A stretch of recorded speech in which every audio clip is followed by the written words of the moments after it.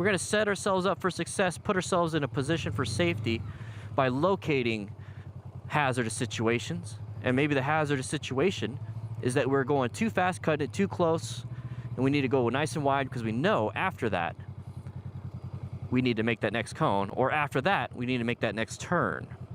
Triple threat, you remember this one? It's the last intermediate that we have here, so let's have some fun on the triple threat once again. We're gonna go around everything. This is a big circle, so I'm gonna do nice and wide on the circle. Nice and wide on this circle. Cutting across all the way to the outside. Now it's like the bootlace where it's the figure 8. Nice and easy. Slowing it down, going around this cone, turning, looking where I want to go. Boom, boom. Having some fun. Now we're into the hards. Anaconda. This one's a little tricky, remember? It's a lot of cutting and jiving and all that stuff. I don't even know what I'm saying. Here we go. I'm gonna go nice and wide on this one. Use some rear brake if I need to. Now we gotta go around this cone. Shoot all the way back into this little area. Go nice and wide. So I'm using all the space that I got. Going around that. Going around everything. Now it's around everything. Now it's easy. Now it's just got to make it through the exit. And here's the thing. You guys are probably gone. Some of you that are still here, I'm glad you're here, because now you're doing the master control and you're paying attention to what's happening. Probably should have said this at the beginning. It is what it is. I talk to myself. I talk to myself, and I talk myself through the steps and everything. I've done that since I was a firefighter. When it comes to tagging a hydrant, okay, I have to get off the truck, I have to pull this, I have to wrap this, I have to turn this, I have to flush it, I have to tell the engineer to go. They're gonna pull. Once it starts getting on the ground, I start unwrapping it, attaching, waiting, call on the radio, water supply is ready. Like, you see how I still kind of remember all that? It's because I talk to myself through the steps, so I talk myself through these steps, I talk myself through plan, I talk myself through rescue. It's very important to know the steps, and talking to yourself is not a mental illness. You're setting yourself up for success. Oh my gosh, I'm dealing with the endurance problem. All right, so this is the Beggar. Here we go. We're going wide. You guys know it. I've said it a dozen times, going nice and wide. I have to cut through here, make sure I make it through here. See, nice and easy, nice and smooth. Going around these two eyeballs on the diagram, going around everything. It looks like a dude's begging. That's why I called it Beggar. That's it. If you try to rush it and you try to like be the best at it, you're gonna mess up. Just make it work. It doesn't have to look pretty. Try your best. All right, rabbit ears, here we go.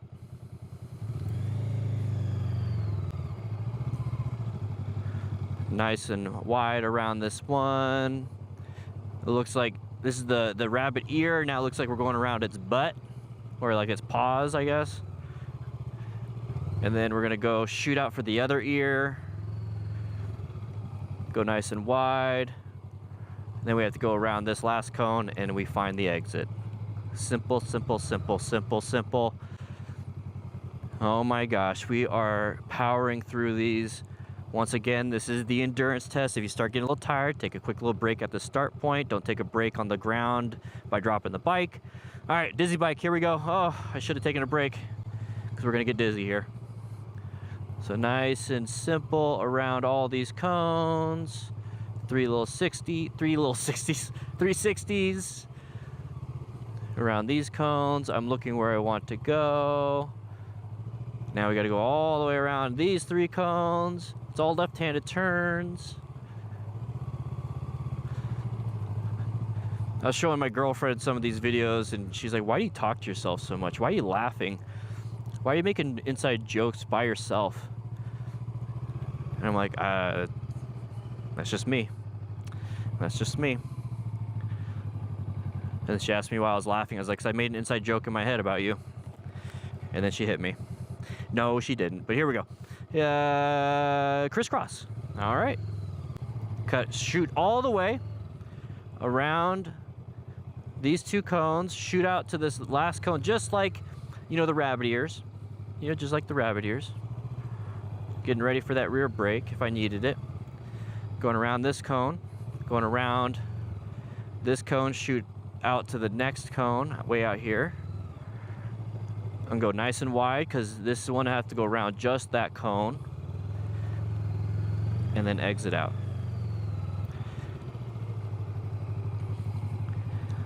Now I have like a better understanding of these because I have to put everything together, film it, practice it so it looks decent.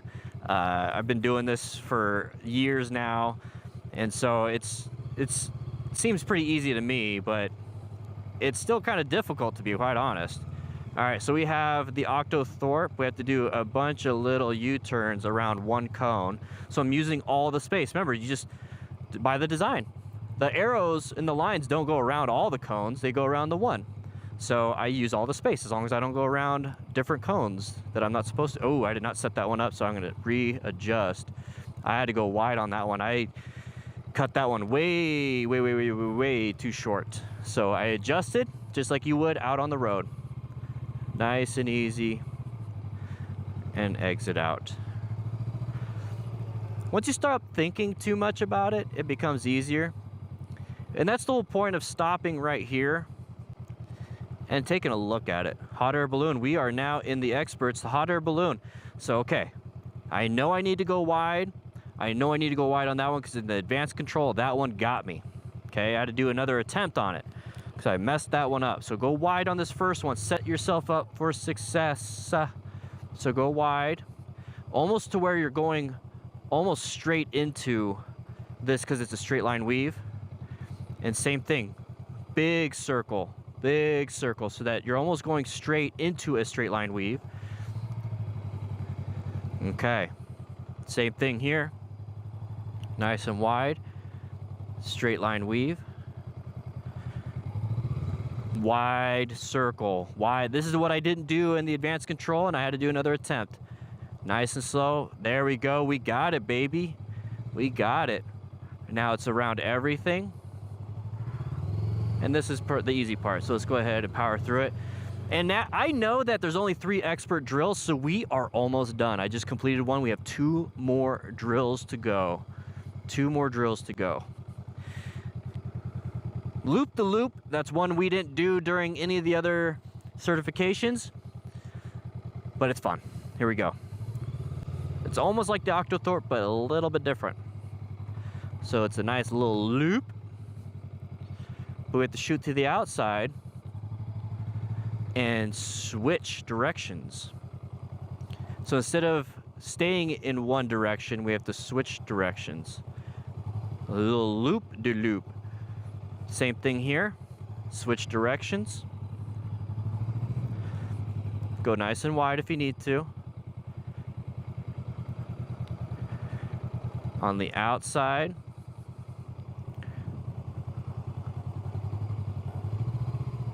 Little loop-de-loop. You see how it's like, it's a fun drill, but if you had to do this like in the street or like do some crazy maneuvers around things, like you got it.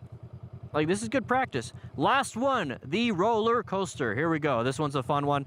Go nice and wide around this first cone because we're gonna have to do a 360 basically, or 720. What is it called? Not a 720. 540? There you go. I haven't played enough Tony Hawk in a while. Okay, around this one, back to the outside, around everything, around 2 cones. Getting ready for that rear brake if I needed it. Okay, so going around this last cone. Oh my Lanta. We just got the master control. Master control certification. All 24 drills in a row. I think I had to do 1 reattempt. I don't know, I don't remember. I'm a little brain dead here. But that's all of them. So now that I have it all filmed, I'm gonna go ahead and, you know, cut out the beginning and end because I had to set up multiple cameras and whatnot. And I'm gonna upload it to YouTube and I'm gonna put it in the Smart Rider crew, and Dan, me, will go ahead and review it. I already know I did it, I get the master control certification. So that's how you do it. You film with like a tripod.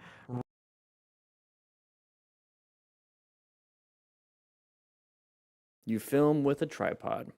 How's everybody doing today? I know, Hog Rider, you're going to be out riding, having some fun. I'm riding a Honda Rebel 500, 2024, I believe. 2024 Honda Rebel 500. Nice, easy beginner bike. Nothing crazy. Enjoying it. That was the last half of the master control diagram. So a bunch of drills. You'll get the new digital download with that. How you doing, Fiona? Hog Rider, how you doing? Dream bike at the moment. When I get my UK A2 light. Nice. That's the dream bike. What's your dream bike? What's all this stuff up here? That's weird.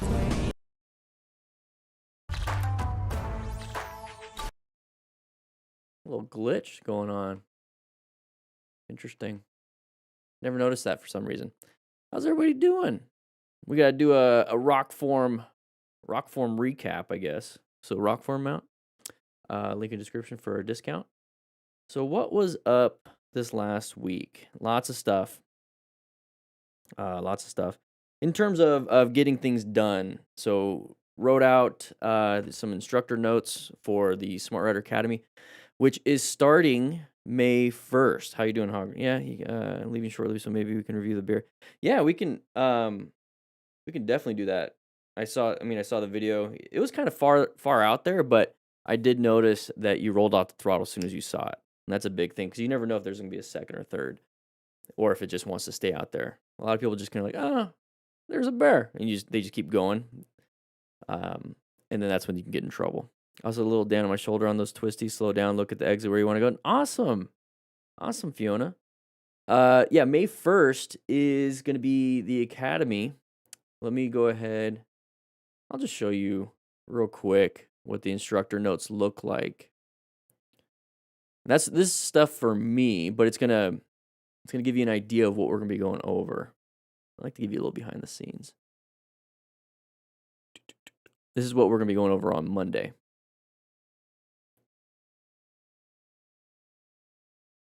All right. So we got 9 live events. So May 1st is gonna be the first one that we're gonna do every Wednesday. 40 videos, 14 chapters taught. Okay, so we're going to be going over the basic control, advanced control, rescue ready, and master control. So we're going to have quite a bit. So you're going to have like a good information when it comes to rescue. So just the kickoff call, which is going to be on Friday, May 1st, and then May 6th, and then every Wednesday at 11 a.m. We're going to talk about, gear, motorcycle control, startup, shutdown, some of the rescue stuff that we're going to be going over just so you can have an awareness of it. And then we're going to be jumping into how to use the clutch and how to go up and down basically your street and remaining calm. The clutch control and everything and remaining calm for rescue. Week 3, we're going to be going over slow speed riding. So that's going to be up and down your street.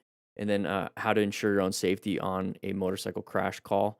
I say call. I'm used to saying call. That's what it is with the fire stuff.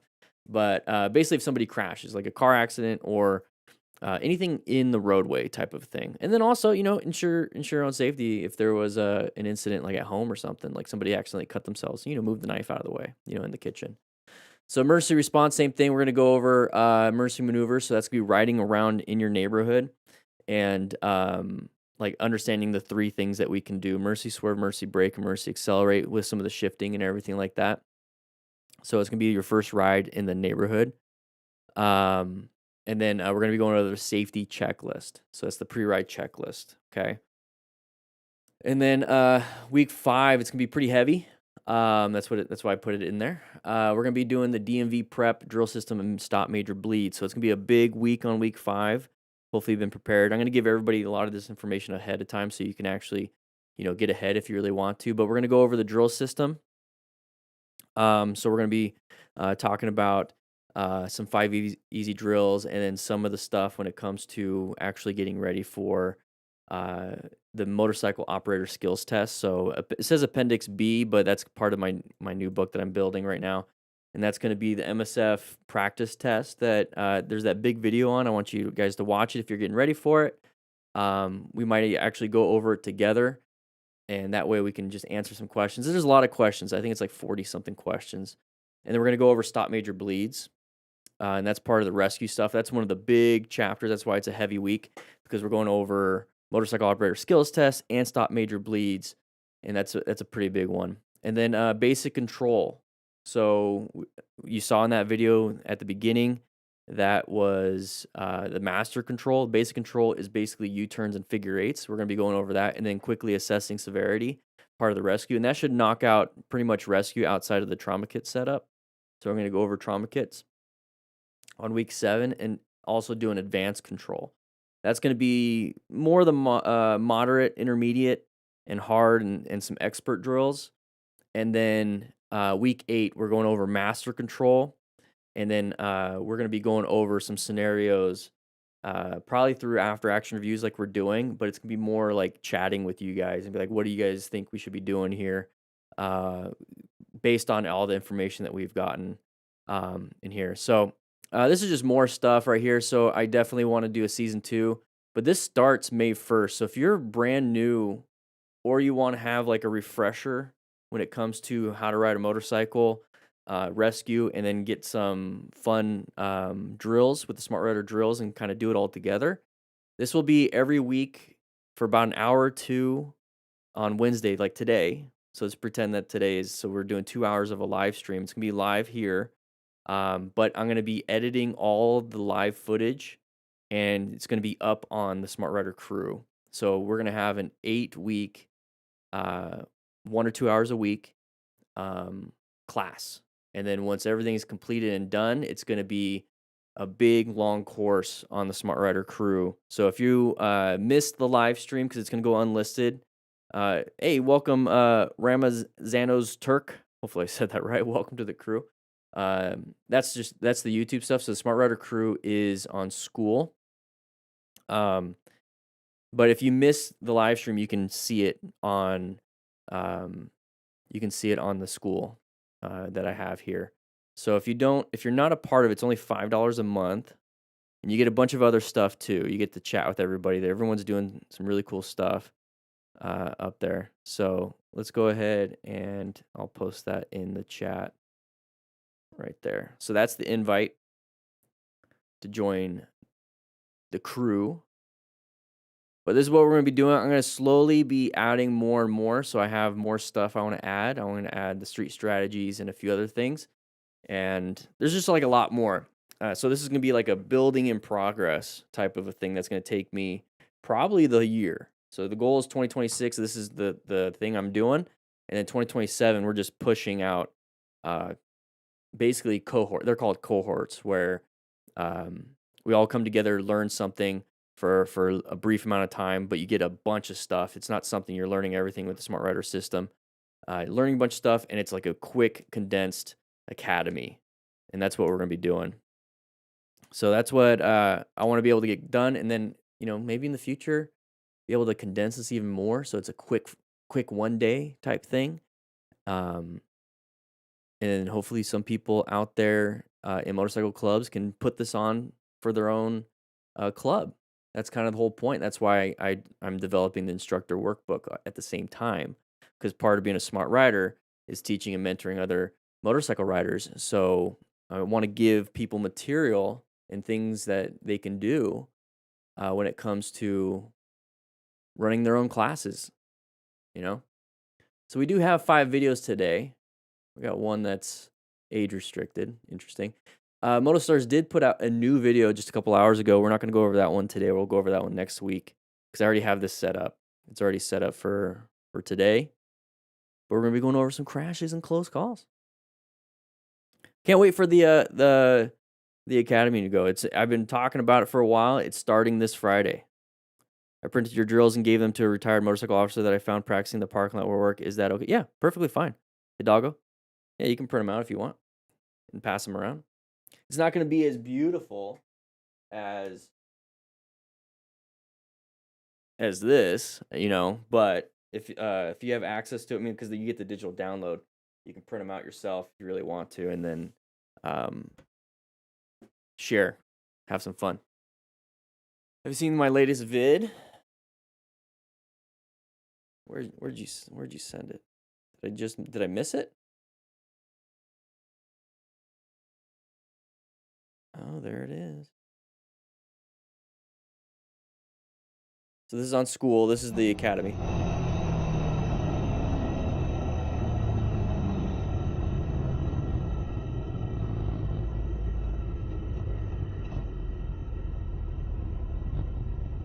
Okay.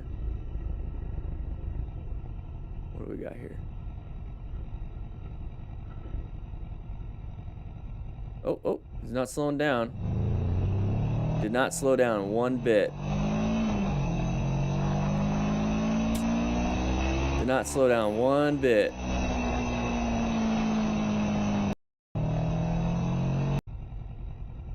And that's one reason. I mean, some people say like this is why. This is a big reason why I park off to the side, and I've gotten pushback, which is good feedback. Let me go ahead and move this real quick. I've gotten some feedback on it, and I call it feedback. It's just people being critical of my advice, which is fine. They're like, well, that person wouldn't have done it if you weren't off to the side. Like that person wouldn't have took that spot if you weren't off to the side. But we've seen these crashes and close calls quite a bit, and people getting rear-ended. I have a big feeling that this car driver would have done that anyways. And so if you were off into the middle, you would have gotten hit. So at the end of the day, it's like be off the side, they take it. It's like, all right, you dummy, you're an idiot, you shouldn't have done that, all that kind of stuff. It is what it is. So I mean, the simple fact that you were off to the side, you see how it's like now it's just a close call versus a crash. I don't know. I just kind of look at it like, you know, it's unfortunate, it's stupid, but I'm home. The simple fact that you're in the chat right now means more than just like being right. Does that make sense? I don't know. Maybe I just view things differently. I got to turn on the light real quick. I don't know. Maybe I just view things differently. You know? Maybe I view things differently. I don't know. He crapped his pants because of it. Trying to become a safer rider. Yeah, it's really just it's a mindset. There's so many things that there's more, and I know you guys know this. There's more to what I like to talk about than just motorcycles. You know? There's more than just motorcycles. There's a lot of stuff that happens on the roads. There's a lot of stuff here in these videos that it's like motorcycle stuff, but there's like this mindset that you can have. A lot of people have different worldviews, different mindsets of like what's right, what's wrong, all these other things, and it really just kind of comes down to it's like, okay, well, what's reality here? You know, like what's really happening? Like, what do you have control over? What do you don't have control over? And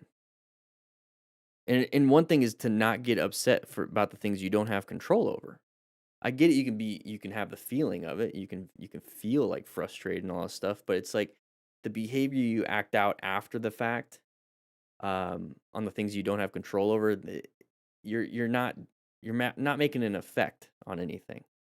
And that's why I think like social media and a bunch of other stuff is a big problem because a lot of people see, especially politics, a lot of people see like all these crazy things that are happening they have zero control over. And it completely demoralizes and affects them. And it's like you don't have control over it though, you know? And you bring it down on a smaller scale, you see these people getting frustrated and upset with car drivers all the time. And it's like you don't have control over what they do. You have no control. I get it. You might be a little upset. You got a little poop. You got, oh, you scared me. Got a little crap in my pants. All that stuff. It is what it is. You have control over changing your pants and your underwear. But you have no control over what they do. So it's like you have to let it go. And the more you do that, here's the thing, a lot of people really like control. They feel like control is safety. I understand that completely. Um, the more you start letting go of that stuff, the more you start to realize what is actually important. And at the same time, the more you let go of all that stuff, the more you realize that you don't have an effect on much in the world, which is great. It's like you don't have much of an effect. That's kind of, ah man, that sucks. I thought I had a bigger, influence and effect. But then when you realize you don't have that, and then you take a look at what you do have in terms of your influence, it's like, oh, I influence the people closest to me. Like they listen to me, they pay attention, they make changes even. They take some of my advice, they don't take my advice on a lot of things, but they take some of my advice and and it's worked for them, and then they come to me and they trust me. It's like, "Oh, there's maybe 3 people in my life," like I'm just thinking hypothetically. It's like there's 3 people in my life that it's not control, it's influence. And I have a positive influence. So these are the 3 people I will focus on. These are like I can focus, my world gets smaller.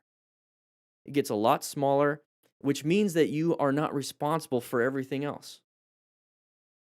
And you can keep going down, down, down, down, down to the thing where the thing that you have full control on, full responsibility, full influence on is yourself. And so that makes you like I don't want to like use some crazy terms like beacon of light. That's not, I don't want to do that, but that's pretty much what it is. To where it's like if you become a confident, self-controlled, where nothing truly can influence you outside your values, you'd be surprised how much more people will look to you as a trusted source of influence, I guess. All these people getting pissed off, like you see. So let me try to relate to that with motorcycle riding. You see a lot of people getting pissed off at car drivers and trying to influence them by hitting mirrors, honking the horn, yelling at them, all that stuff. You're not going to be able to influence that because you're not a trusted source. Why would I trust you for hitting? Like, why would I listen to you for being aggressive towards me? You just put people in a defensive stance. Um, but if you're riding safely and you're doing things that you're not going to influence the car driver, you're going to be able to influence the next generation of motorcycle riders, the people around you, and then maybe slowly that can spread out. I don't know. I'm just thinking out loud. Um, I've been thinking out loud. I've been journaling about the influence I have here and the influence in my personal life. And it's like, where does that come from? So like, I think there's and I don't want to say I'm an influencer. I believe influence is a real thing though. Um, I think being able to showcase and be consistent in what I do here and put out the content that actually works, it provides an influence. It just takes time to build that trust, and that's like a very big, like I'm able to. It's an external influence, but then the internal influence, the personal influence. It's like you realize you only have very few. Um, and it's like, okay, so what kind of influence is that? It's like I'm not here talking to my girlfriend and be like trying to influence her into riding a motorcycle safely. Like that's not the influence. Like that's the influence here. The influence in the personal life is like to showcase like I'm a trusted individual. I will work towards the benefit of the relationship. Take input from her and myself, and then use my strengths, her strengths. And it's like, but then put a plan together and make it work. Like that's kind of the influence in the personal life, and same thing with friendships and influencing myself. It's completely different than the work and the vocation that I have, and that's where a lot of people kind of get frustrated. We're just gonna talk a little bit. People get frustrated, like they're very influential at work. Maybe they're the boss, maybe they're, like the best employee, employee of the month, and then they get home and they have zero influence, or they have like massive influence at home, but then none at work. You know what I mean? See you later, Hog Rider. And it's like there's that imbalance, and people compensate quite a bit on that stuff. And um, I think we've all known that employee that it's like, oh, he must have a miserable life at home because he comes here at work to to like dominate. I think we've all seen that. Um, and that's a terrible thing. I don't know. I don't know, just talking out loud. We're just hanging out. 55 of you, I probably lost a few of you just chatting. So 55 of you are in class today, but none of you are sitting up front. Make sure you hit that like button. We get some pizza today. You know, we might switch it to donuts. Might switch it to donuts. I do have a package to deliver later on today. So I'm gonna be walking to the post office. It's always fun. So if any of you guys get the like the print edition or the cone kit, I during the live stream, it will be shipped out today. It will be shipped out today.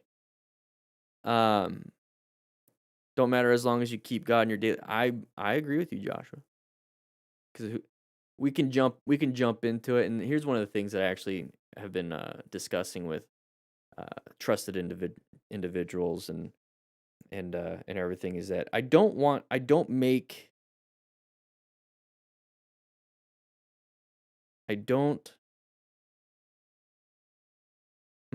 how can I put it?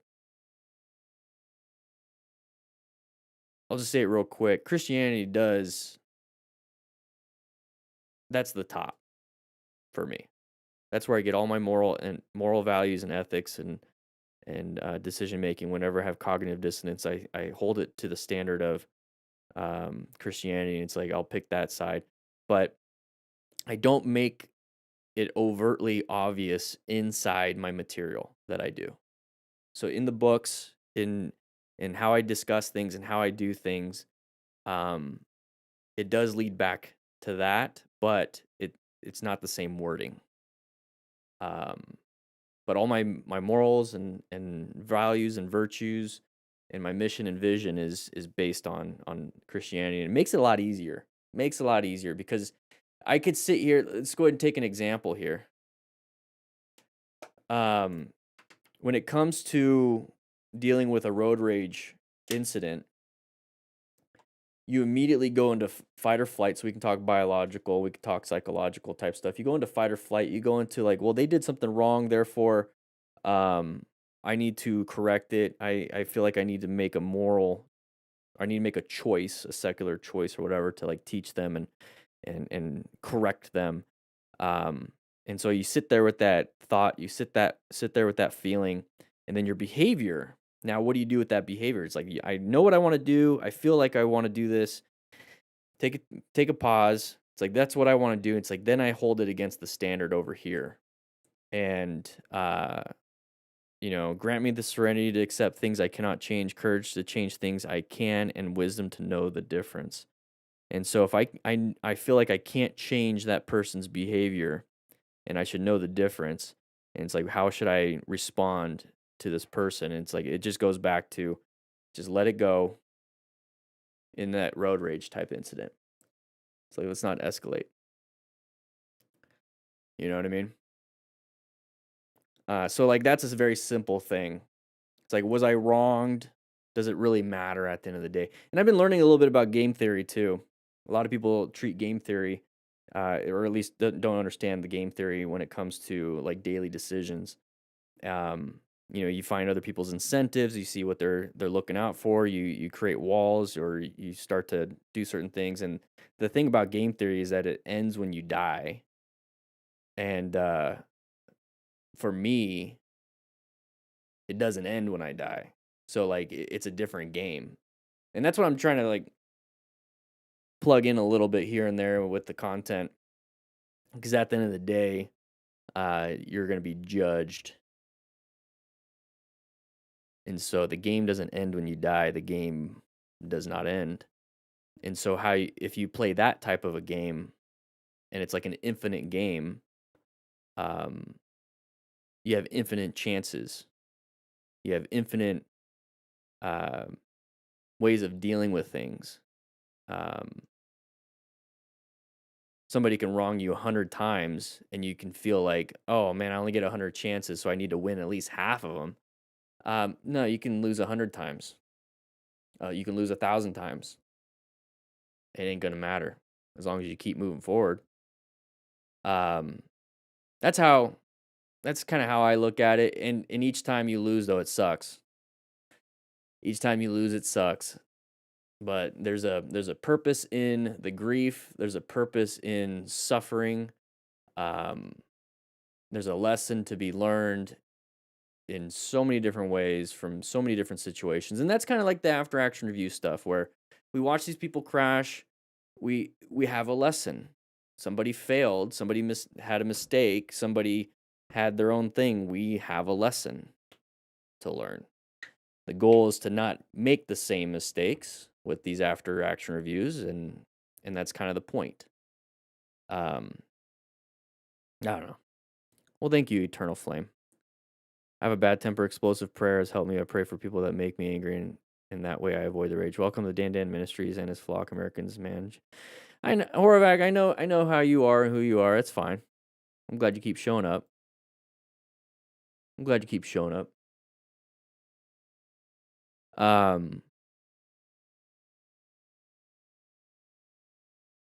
We all say what we want to say. I'm not here trying to convert anybody. This is how I feel.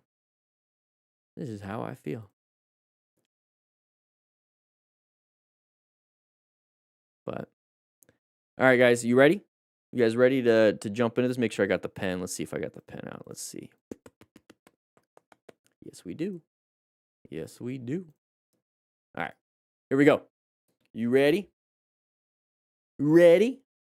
3, 2. We're gonna hit the record button. 3, 2, 1. All right, we have a Motostars video. Okay, Shadow Ban Queen 96. Let's see what happens here. The whole point of watching these is to find the mistakes, figure out why we had those mistakes. Yeah, we had a bad day, so we're gonna have to mute that. So she dumped the bike because somebody hit her. Hopefully, ankle is fine. That looks kind of twisted. Oh, it's just the little toy on it. Okay, so let's go and take a look at this. So we're gonna have to mute it because it is a little bit of a copyrighted music. So we're all traveling down here in a group ride, and she lost the horn. Damn. So we have a group ride. We're all turning left. Now this is why I like having my Rockform mount. Okay, this is Rockform. It's for phone mounts on the motorcycle. I have GPS on it. It's also why I wear a Cardo Pack Talk Edge right here with my group. If I'm riding in a group, I hope everybody's wearing a Cardo. We can all connect to each other with the app, and we can all talk to each other. So there's links in the description for that for discounts. But the reason why I use it as a tool is that it's like we can tell everybody, hey, we're turning left here, and always speak it out. I mentioned it in the Smart Rider drills that I talk myself through. Okay, head and eye movement, turn, body weight, counterweight. I talk to myself because it does actually help me out when it comes to learning. I don't know. Maybe I'm different. I don't know. Let me know in the comments if you talk to yourself and it helps you to learn. But if you're talking to yourself, let's say you're the guy in the front or the person in front, and you're talking to the group as you're doing something. It's like, hey, I'm turning left here. Hey, we're turning left here. You speak it out. Don't just think it, but speak it out. So it's more of a clear communication for everybody else. It might seem weird. Everyone's like, I know we turn. I get it. But it's good to say that because some people might not be paying attention. And then the GPS on the phone mount is very helpful because if you're following a route, everyone should know, hey, this is the route coming up. So we're coming up to here. Person up front's turning left. Okay, so we're all turning left here. The person in the back that's about to hit her might be like, oh crap, we're turning left. I wasn't paying attention. Oh, thank you so much. Like he's thinking that, right? So he rolls up throttle, applies the brakes so that we can maintain our space cushions. But he's probably just not paying attention. And then we get an impact right here. He tried to swerve maybe a little bit out of the way, but it's a bad choice because he should probably swerve right because she's turning left. And there's the impact. So right there, if you notice, that's going to be on the left ankle. We're going to go pretty heavy on this one just because after this one, we're going to go through everything else. But part of being a smart rider is acquiring and using personal protective equipment. So hopefully she has ankle protection there. And this is a big problem. It looks like she does on the right foot. So it's a nice little boot. Not motorcycle pants. Okay. Okay, we have knee armor in the motorcycle pants, maybe hip armor. Maybe they could have helped out a little bit, but that's probably hitting her ankle, tib fib, and maybe her femur a little bit in her knee. That kind of sucks.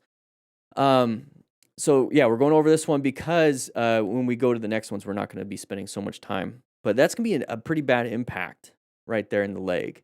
So there's going to be the drop. Same thing right there. Bikes landing on the femur, on the knee. This is why we have that kind of stuff. And then now possibly hitting her back on the peg. That's going to hurt. So with motorcycle jackets, you have a back protector. And so there, yeah, so she does have boots. That's very good, and gloves and a helmet. Okay, she does have a Bluetooth system. It looks like it might be the something. Yeah, it's not a Cardo. It doesn't look like a Pack Talk Bold, one of the older ones, but that's why she's gonna have a little bit of left leg pain because that's where the impact was. Now, part of the Smart Rider motorcycle training system is that I go over a lot of this stuff. Okay, there's a couple books here. You know, how to ride a motorcycle, Smart Rider drills, how to rescue, and that's gonna be the one that I want to talk about real quick on the rescue. Is that she is on the ground. This is a card that you get when you get the printed system. You get digital versions too. If you just want to get the digital version, that's cool too. So let's bring that back up. So first, let's remain calm. So everyone else, you know, she's on the ground. Try your best to remain calm too. Ensure her own safety. So when she's on the ground, she's like, I can't get up and get out of the roadway. So now she's kind of dependent on everyone else to ensure her own safety, which is fine.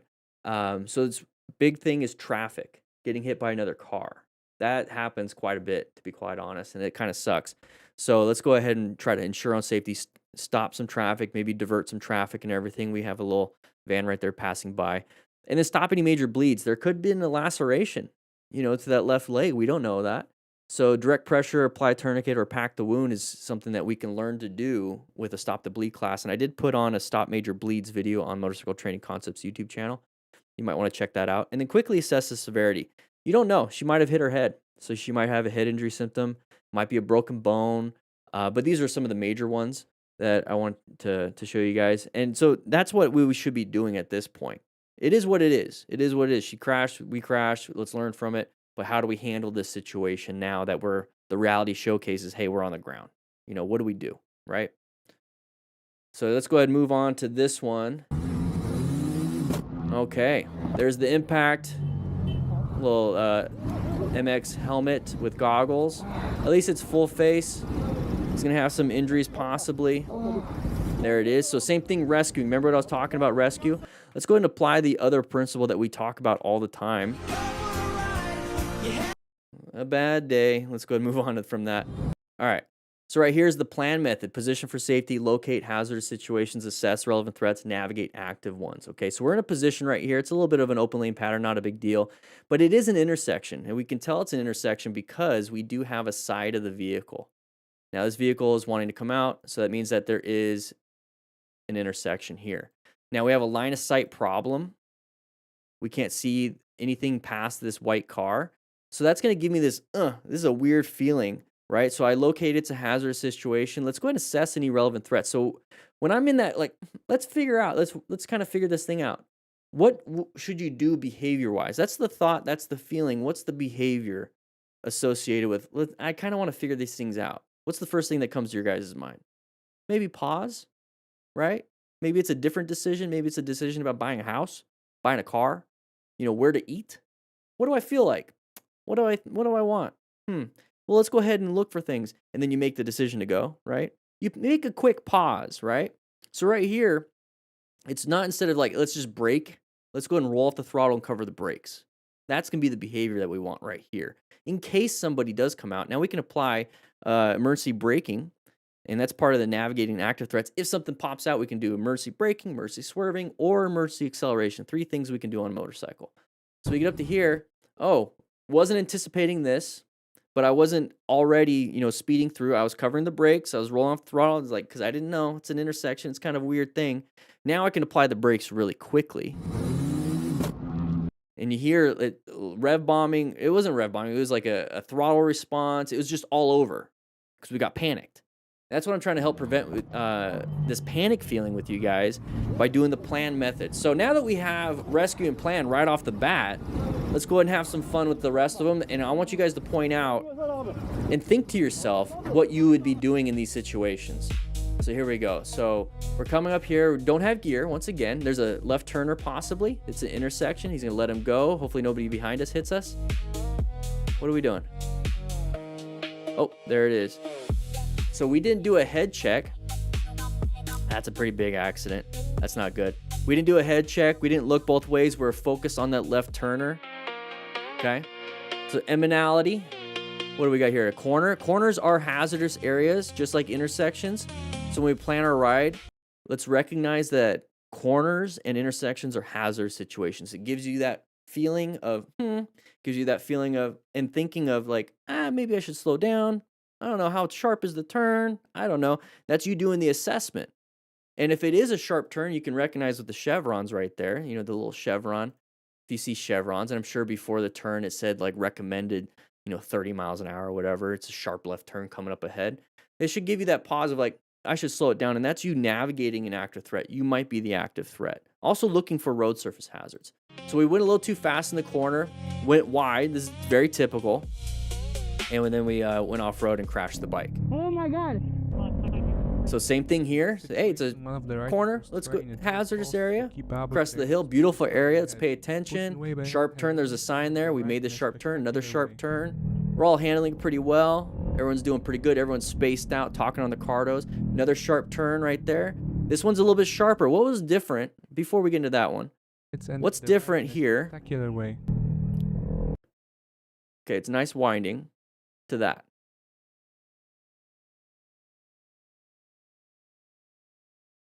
I mean, this is a pretty easy turn right here. This one just straight up disappears, and look at the road, how it just turns. Do you know if it's like a decreasing radius? Do you know if it goes straight or turns right immediately? Do you know anything outside of what you see right here? So I would be slowing down for this turn. It's a decreasing radius. So this turn over here, it kind of opens up, right? Nice and straight. It's like, oh, easy. This one, hey, it's probably going to be the same thing, right? No. And you couldn't tell. So now let's go ahead and ensure our own safety. Remain calm. There you go. Take it off them. Now think about that. Imagine if, I think it's her. Imagine if she was riding out by herself and that bike was on top of her. How are you going to rescue yourself? Yeah. Risk mitigation. Let's go ahead and just chill. Look at that. Look at that turn. Let's go back. Look at that turn. It's a little bit different. It's a little bit different than the other one. All right, what you gonna do, Melissa? Going to oh, and she could have gotten smashed between that van and that car. This is why I tell you guys to park off to the sides. Hopefully, if you get hit, because you probably still get hit, maybe on the left peg on this, but you get pushed forward into a lane position or a lane splitting position versus getting smashed. All right, here we go. Sharp turn, having some fun probably with our buddies, recording. Let's go back just a little bit right here. Maybe our buddies doing some cool photo shots type stuff. Nice little low side. Thankfully, no traffic was coming the other way. Some damage to the bike. He's got full gear. Just take it nice and easy. Okay, so we're passing right now. Oh! So we're passing. There's the swerve, and we reached for the brake. Look at the... He's like, I might need a brake, and then he barely made it through. It's a little close. Okay, we made it, right? So we made it. But we swerved really hard left to make it. Now you see how we're all the way over here. So when you swerve hard left, you need to swerve hard right to get back in your line. So just remember that. You can't just swerve. You have to swerve back. Here the main reason all right, snow, cold tires, maybe some black ice here and there. Conditions certainly played their part. All right, road conditions. One sec. Motostars, what did you say? Here the main reason for the crash was definitely speed. On top of that, the tricky road conditions... Okay, definitely speed. Thank you. I was going to say, if you're saying the road conditions were the problem, I think it was speed that was the problem. So high mechanism, high impact. Let's go ahead and remain calm, ensure own safety, pull off on the side, and help our buddy. Yeah, so speed... Ooh, look at the legs.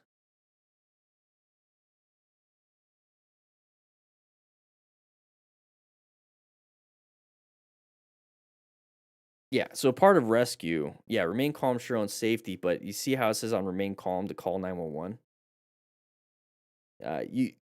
Surgery is going to be the thing that's going to help them at this point. If it's an open fracture or anything that's like a laceration, this is where stopping the major bleeds is really going to come in handy. This is a high mechanism. This is not good. Just, that's an obvious deformity to his leg.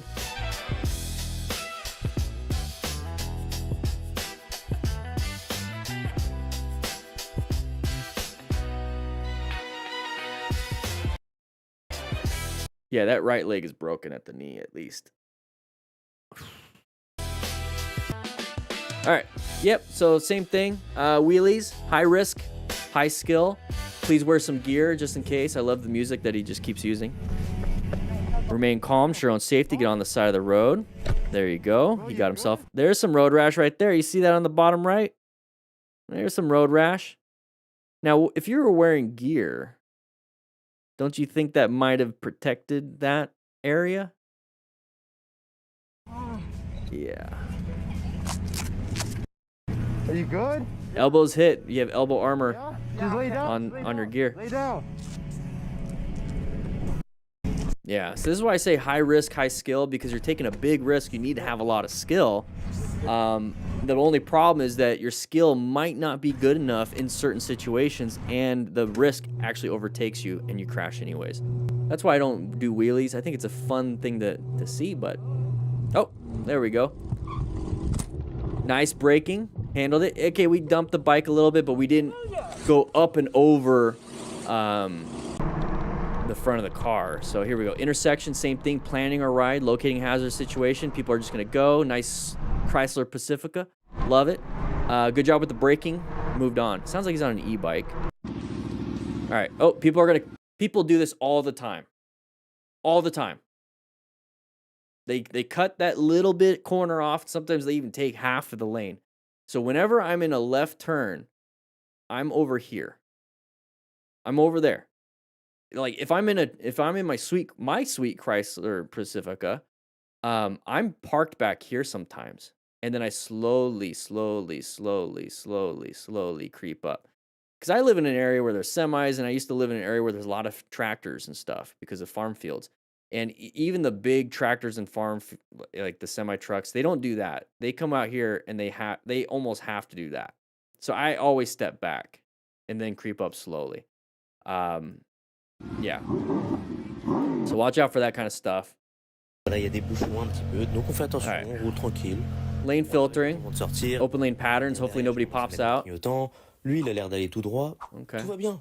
Je commence à sentir le truc arriver directement. Okay, he switches over.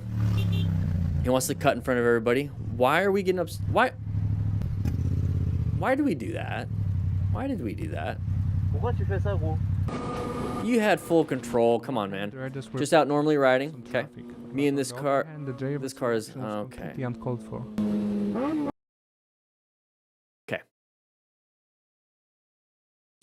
We're in the right lane. Some traffic, but on the other hand, the driver's reaction was completely Why can't you just scoot over? The motorcycle rider. Why can't this guy just scoot over to let this one go? Why not? I'm just wondering. Why? What? Let's play with logic here. What purpose? What reason do you have? Just I want to know. I just want to know. If it's because I want to, sorry, you're not that important. Like, is there a safety reason? Is there, like, are you? I can't think of one because I don't know. That's why I'm asking you, Mr. Toxic. I guess that's what his name is. I don't. Just move over. We don't like it when car drivers do this to us. So why are we doing it? Oh, because they do it to us, I'm going to do it back to them. It's like, so okay, like that's your reason? It's retarded. It's a very dumb reason. I'm going to do it to them because they do it to us. Are you 3? Like, grow up. called for. Grow up, dude. Move over. Just move over.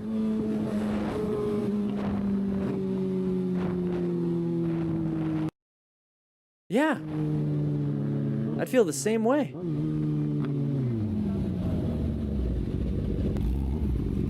Bro said to Toxic to get out of his lane. Okay. Yeah, this is where we just start escalating things. Just let him get in front. Let him get in front, get behind him if you wanted to turn left. Like, it's not that big of a deal. Alright, moving on. Vase Rider. Alright, so we're stopping. Don't get hit. Oh, there it is. They weren't paying attention. Hit us. We were stopped for pedestrians. Alright. Nice little impact. Let's go ahead and get insurance. Let's double check things. Moving on. So nighttime riding. Ooh, I like the little reflectors. The lights. That's nice. Oh, hitting some potholes. Uh-oh. Road hazard in corner. See how hard it is to see until it's the last second? Another guy that slid. Oh. Yeah, it was definitely a road surface hazard. So if you can't see it or you don't know right ahead of time, like, I'm going to crash today, the best thing you could possibly do is acquire and use personal protective equipment. It's obvious that we're not. Those are not motorcycle shoes. Sometimes you just can't see it. Sometimes it happens. Damn, that sucks. I'm glad I wore gear. You know?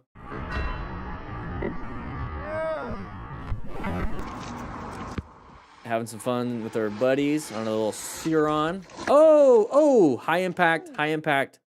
Let's go ahead and make sure he's okay. Probably has a concussion. Helmet was not strapped in. Here we go, Seagull Rider. Oh, speed wobbles. Ooh, there we go. Just take it nice and easy. Just chill. In this situation, the cyclists cyclists were incredibly lucky that the rider was taking it slow and stayed perfectly alert. Okay, perfectly alert, stayed slow. My eyes look like they're blurring out. All right, side of the cyclist. It's another side of the cyclist. I just had a kid do that to me, but he was just walking.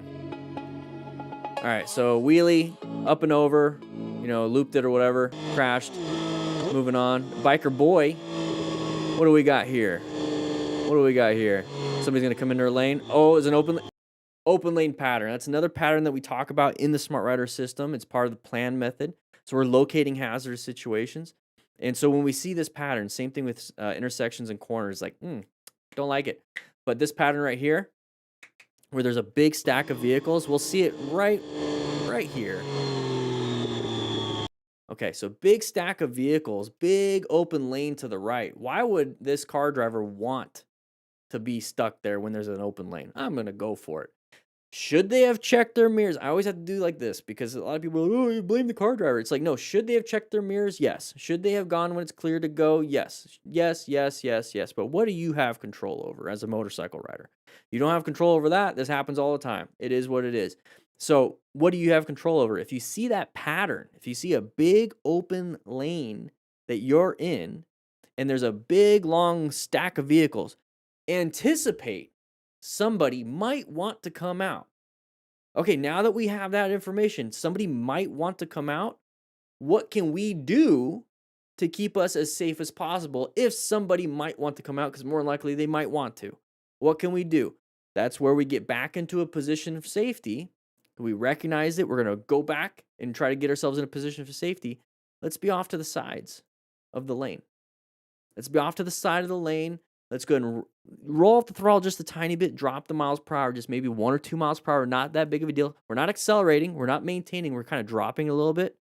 And what that's doing is putting a little bit of weight on the front tire, a little bit of traction, and then cover our front brakes. Because in this situation, we can't swerve right.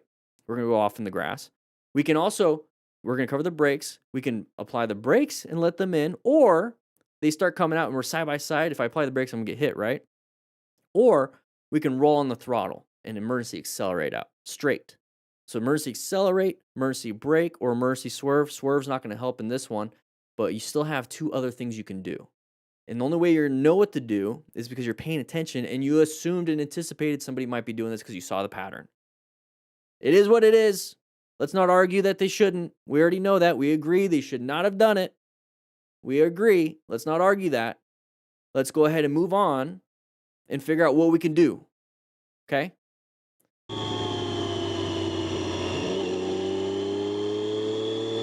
So you handled it. It is what it is. Good job. Okay, merging area. They want to get off. You're blocking the whole thing. Moving on. Wheelie time, or we're going to crash again. If you notice, a lot of these wheelies, it ends up in a crash. So is this something you want to do? I don't know. It's up to you. So I have the GPS just like that. Oh. Ooh, good job with the emergency progressive braking. What's up with all the copyrighted music? So he's blurring out his speedo, or I'm sorry, maybe he's blurring out his location. I'll give him that, okay? I'll give him that. He doesn't want people to see where he lives. But he didn't do it all the time. Anyway, so we're getting up to here. We have a line of sight issue. Can't see much. Can't see around it, but we know it's an intersection. We can see how the buildings are separated by a road. It's an intersection, same thing. We're locating hazardous situations. I'm like, what's going on here? What's going on? Oh, there it is. Good job with the quick response. If you're already covering the brakes, it's just a quick little, nice little progressive braking response. But he did a really good quick one right here. Good job with the braking. ABS kicked in. You see the yellow light. Okay, we're moving on. Pretty good. Listen to some music.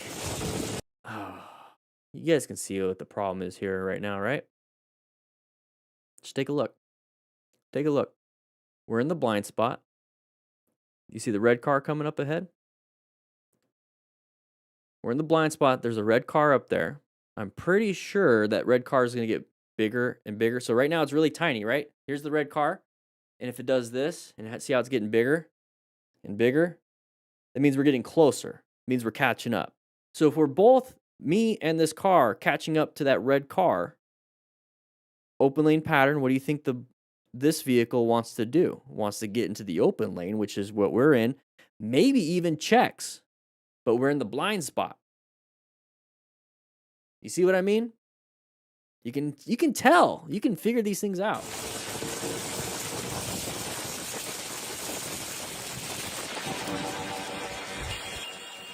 Why are we staying side by side? Ride staggered with other cars, just like we're in a group ride. Here we go. Copyrighted music, man. All right, here we go. Okay, we lane filtering. What was the problem? What was the problem?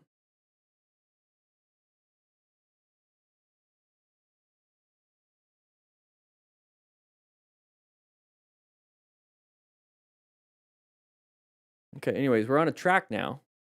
We're on a track. So this is where you practice your high-speed maneuvers. If you want to practice your slow-speed maneuvers in a parking lot, get the Smart Rider drills. It's part of the system. You get 24 drills, 10 cones. You never have to move the cones once you set them up, and you can do 24 different drills with the same cones. All right, let's move on. Here we go. That's how you practice your slow-speed stuff. This is how you practice your high-speed stuff. So we probably, well, it looks like we high-sided. That wasn't a low side. It looks like we high-sided, but at least we have a runoff and possibly EMS on site. In a parking lot. Oh, there we go. 1 second. Scared him? Okay.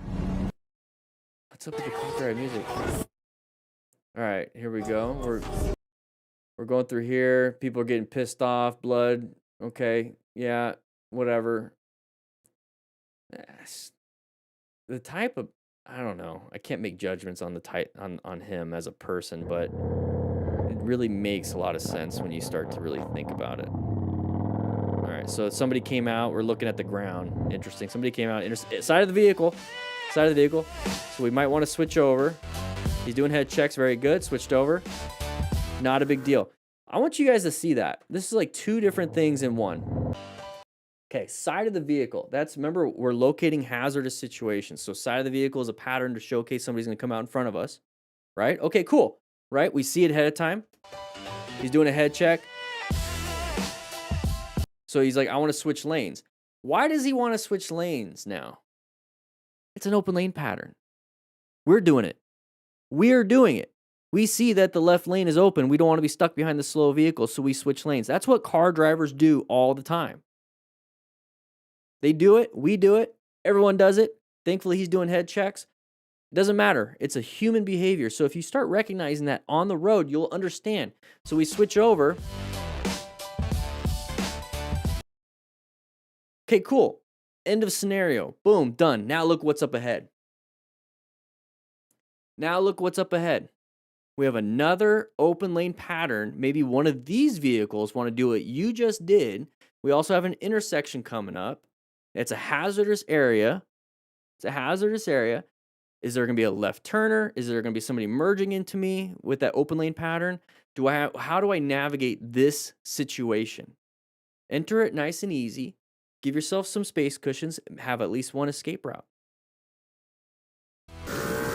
Here we go. Same thing. Somebody came out. It is what it is. We're going to slow it down. He even pulled over a little bit so you can pass him because he realizes, hey, I pulled out. Normal situation. Normal situation. Love it. All right. What do we got here? Interesting road. Oh. What the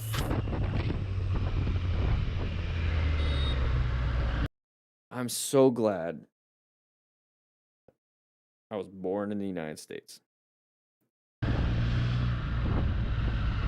Roll the dice. All right, here we go. We have a nice sharp left turn. Okay, so let's slow it down a little bit. Nice and easy. Navigated it. Very good. We went to the far right lane, and there it is. Open lane pattern. You're supposed to go in the first available lane, at least in the United States, which is what everyone else did, and then they make the adjustment. So you made the adjustment. You needed that wide turn. Now you're going to accelerate. This car is literally about to pull out because he's stuck behind other vehicles. It is what it is. We can't be mad. We went into that other lane. There's an IKEA there. Interesting. But guys, that's really the whole situation here, is that make sure we're paying attention. Make sure that we know what we're doing. And if you don't know how to do this and you took the MSF or you're not taking the MSF, the Smart Rider Motorcycle Training System is what you want to get. Okay, it's on the store. You get Cone Kit digital version. You get digital versions with everything anyways. I'll teach you from zero to getting your license and some drills and how to rescue. Okay? That's it. I hope you guys ride safe, be safe, and I'll see you guys later. So that was the first one. Some pretty good ones. You know, what's up with all the copyrighted music?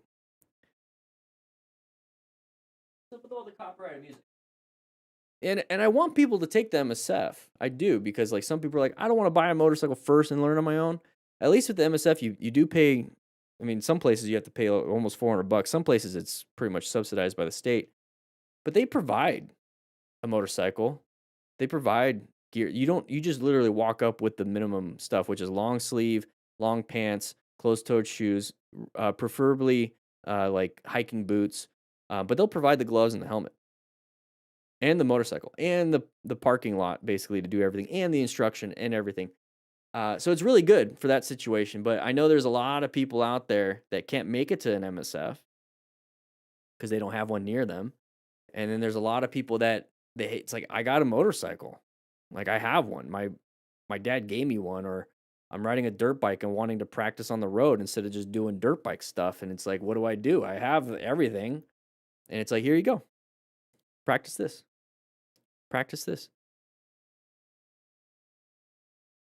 That's why I designed it. It just fills a hole where the MSF can't fill it. All right, let's take a look.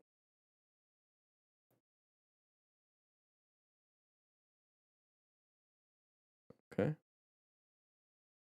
I'm not from the USA. What's MSF? I assumed it was just the test exam. Yeah, it's basically, you can, 38 states, I believe, you can just go to the DMV, which is like the facility where they but they do licenses and a bunch of other stuff. You can go there and take a written test, and you get your permit, and then you have to like show that you've done like 20 to 40 hours of on bike riding, and then you go in and you go and do a motorcycle skills test. That's usually the motorcycle operator skills test, and then you get your license. The MSF is a training facility. It's a nationwide, where they pretty much set the curriculum for the nation, for the most part. And you can actually go in and take a 2-day class, 8 hours one day, 8 hours the next day. And you basically do all of that, but it's in a condensed version. Boom, you can walk out with basically a card if you pass, and take it to the DMV and just get your license. So that's one aspect of it. What I'm trying to do is like the first people, where it's like you just want to go to the DMV and get your permit and then get your license and do everything on your own. It's cheaper, because you just have to pay for the licensing. You don't have to pay for the class. It's like you can get the books, the Smart Rider training system, and I walk you through everything that the MSF would teach you, but I walk you through basically doing it in your neighborhood and in a parking lot, getting your stuff. And on top of it, I give you 24 motorcycle training drills that you can just start doing anytime to improve your skill set. And I give you the rescue booklet with the rescue card. So now you know how to rescue somebody after a crash. So I give you more, but it's a DIY. You have to have your own discipline to do it. That's why I put QR codes in there. So if you scan it, you can watch me do it and I can walk you through it. But you have to actually go out there and practice. At least with the MSF, it's like I showed up. Now I'm like, we're here. I'm doing it, which is great. I was an MSF rider coach for 2 years and I taught that. But here it's like I'm a DIY type of guy. If I could do it on my own, I'm gonna do it on my own, especially if it saves me money. And so I built a system that I would use because I learned on my own when I first started. So I built this based on my knowledge on how I learned. I learned in a neighborhood.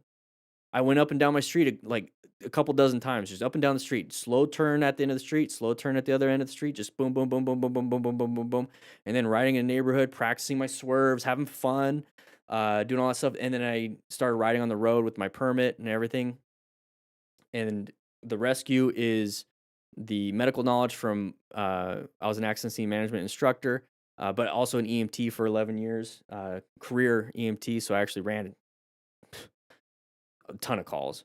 And so I took that knowledge and applied it here. Same thing with Stop the Bleed. I took that class, took tactical emergency casualty care. I pretty much condensed into a simplified rescue method. And then the Smart Rider drills, I liked going in the parking lot and practicing. And so I just designed 24 drills so people can have that. So everything that's in the system is what I wish I had when I first started. And it's how I learned. So I just made it so that people don't have to go to MSF. I'm not saying don't go. I'm saying if you have access to the MSF and it's within your budget and it fits whatever, take the MSF.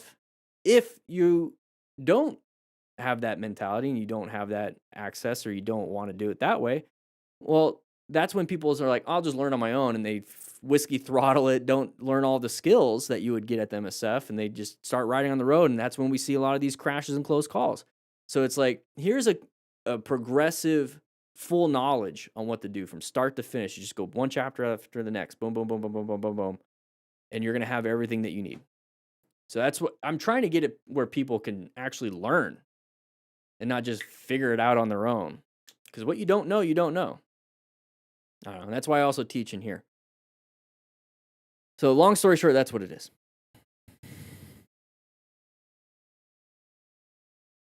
No, Potshot, thank you for saying the kind stuff. No, I agree. Like if somebody finds something outside of what I provide and it helps them, awesome. I'm not here to be like everything else is bad and you have to listen to me. No. If somebody told me that, I'm not going to listen to you. So it's like, no. If you can learn without me, I'm glad you're learning. I'm glad you're learning. If you like how I teach and you like what I do and you like my material and you're like, I want to ride like this and I want to be a smart rider, boom, boom, boom. I want to get this thing. Great too. That's awesome. Just don't die while riding. I want you to make it home. However you figure that out, you take an MSF, you take total control, you take Moto Jitsu, you take me, you take Moto Control, like all these other now YouTubers that are popping up and doing motorcycle safety stuff, which is amazing. Please, just don't die. Just don't make it on this. Don't make it on a MotoStars video. Do what you need to do to make it home. I'm just one resource. That's it. That's it. That's all I care. Watch Max Wrist if you want to know what not to do. There's always a lesson in what not to do, but it doesn't really tell you what to do. So I like to do both. That's why we do these after action reviews. I show you what not to do, and then I tell you what to do. So we have both. You know what I mean? You know what I mean? I mean, Motojitsu's Motojitsu. I've known him since he started. I helped him actually set up his account. That was a long time ago. Or his like AdSense and everything in his YouTube studio. And I've met him a couple times. We disagree on certain things, but if his mission is, I don't know what his mission is. It is what it is. It is what it is. At least it's motorcycle safety oriented. You know what I mean? At least it's kind of in that direction. I just don't agree on certain things that we split off. It is what it is. It is what it is. I mean, I messaged him, I think a couple weeks ago. There was a website that I was dealing with that was taking my book and was putting it up there consistently, and I saw his book on there, so I messaged him and it helped him get it taken down. So I mean, like, I'm not here to crap on anybody. Dan, breaking down crash videos is the only way I can watch crash videos, and I hope when you watch the crash videos yourself, you're also breaking them down. You know what I mean? Yeah, Doodle. Yeah, I've worked with Doodle. We've collaborated. We've done a few things, and then same with Yammy Noob. Same with Yammy Noob. You have pony legs. Yeah. I ran into one of these curve photo snipers recently. Turned out quite good photos. Oh, interesting. Love the noob. All right, here we go, guys. We're going to jump into this one. 3, 2, 1. Here we go. We have a MotoStars video. We're going to go over crashes and close calls. The whole point of this is so that we don't do the same things they do, and then also learn what we could have done differently. So if you're a brand new rider, pay attention. All right, so what happened here? We crashed like before the turn. Can we turn down the music a little bit? Oh my gosh. All right, we pretty much crashed before the turn. You notice how he's grabbing his pee-pee now. You guys know what that means. We're going to hopefully not have an open book fracture. Please do not Google that. So how did we crash? We made this turn, right? So we made this turn. How come we just crashed straight? It's like we didn't even turn. We barely even started the turn. So how did that happen? Well, part of riding isn't just, hey, I can move the motorcycle. I can turn, I can accelerate, I can brake. It's actually paying attention. It's a big part of it is a mental game. A big part of it is a mental game. You have to make mental decisions at a high speed. Doesn't that sound like driving? Yeah, it sounds like driving. Sounds like driving, but the skill set is different. But the driving aspect is, so if you're a brand new rider and you're wanting to get into riding, but you're already driving, start applying the mental aspects to these things to the riding of the motorcycle. What typically happens is that people go from driving to riding a motorcycle. They have the mental aspect, but then the new thing of riding a motorcycle is so cognitively intense that they forget simple things about driving. Hey, I must turn. People tend to forget that. It is what it is. When I lived in Yuma, Arizona for a very long time. I was 19 when I got hired on the fire department there. And after the first year, I had to start driving an ambulance. I lived in Yuma my whole life. It didn't really grow much. And I knew every street like the back of my hand. The moment I started driving the ambulance, it was a whole new skill, a whole new thing, whole new responsibilities. I legit forgot streets. I legit forgot where I'm at. I legit forgot where I'm supposed to be going, like to the hospital. We only had one hospital. I forgot. And that really told me, hey, this new skill of driving an ambulance with new responsibilities, with new things, will completely negate prior knowledge because you're so focused on the ambulance or so focused on the motorcycle. This is why I highly recommend, if you're learning how to ride, to get the Smart Rider training system, because you're practicing in a neighborhood the whole time until the very end where you go to a parking lot and I show you all that stuff. And then you go to a parking lot, you practice some drills, you get a rescue card, and you get the rescue booklet. It's the whole system. But I try to make it to where you're not cognitively overloaded before entering the streets. I want you to figure out the motorcycle, understand how it works, and then just apply the brain knowledge that you already have on a car. Right here, we legit just didn't turn. We just didn't turn. Because maybe we're new. But right here, you slide up on the gas tank, you hit your genitalia, and sometimes it opens up in the front. So don't Google it. All right, here we go. Oh, a little bit of a panic. Okay. So what happened here? Yesterday took a spill on my own fault. Panic trying to get the bike slowed down up and locked my rear tire. Glad to be alive and fine. Part 2 rebuild soon. Okay, well now you have more content to do the rebuild. So we're coming up here. If you notice, there's some people way up ahead. Okay, so there's gonna be links in the description for a rock form mount, so you can have your phone on the handlebars right here. It's a tiny little phone. This way you have GPS, so you can see that the turn's coming up, like how sharp of a turn it is. And then also a Cardo Pack Talk Edge, Spirit, whatever it is on their website that fits your budget. I use the Pack Talk Edge. If you're in a group ride with everybody that's in the chat, because you get a Cardo app, it's pretty cool. It can record your conversation too, by the way. That's kind of cool content, right? So you can record it, and anyways, you can at least tell the people up ahead, hey, I can't keep up. I'll see you guys at our destination that we have on our phone GPS. I'll meet you at Taco Bell or wherever you guys are going. I can't keep up. And then just enjoy your ride. So this looks an awful lot like trying to keep up with our buddies up ahead. They might have sport bikes. You're on a cruiser. I know some cruiser guys that can outrun sport bikes. It's about skill. Trust me. But it's not happening here. So tell them, hey, can't keep up. Do your own ride. So right here, we're going too fast to try to catch up. And we're not set up for this turn. And we get up to here. So this right here is all rear brake. He slammed that rear brake and he's fishtailing. No, your rear brake's going to do that. You want to use your front brake. This probably doesn't have ABS, so that's why we're doing that. If you went wide, try to get into this lane, and you're taking a big risk, because right now we're taking a big risk to crash. I'm talking about after the fact. If you slowed down, this wouldn't be an issue. If you told your friends, hey, I'll meet you, this wouldn't be an issue, but now we're here, right? I would have just went straight and then hoped there was not another car. But while I'm going straight, I'm applying the brakes as best I can, trying to get back into my lane. I'm applying it straight, not applying it in the middle of a turn. That's why we're fishtailing out. Either way, this is a terrible situation. So part of being a smart rider is acquiring and using personal protective equipment, just in case we make massive mistakes like this.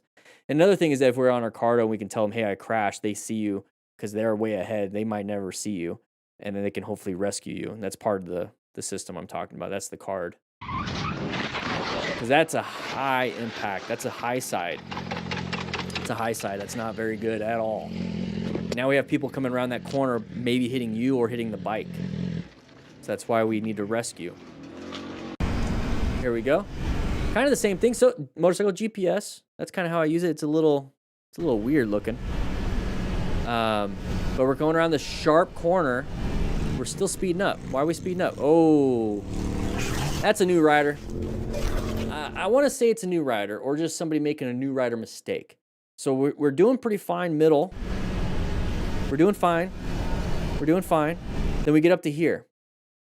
It's like, I must stay in my lane. So what he does is now tries to get back to the middle of the lane that he was just in, which pushes him to the outside.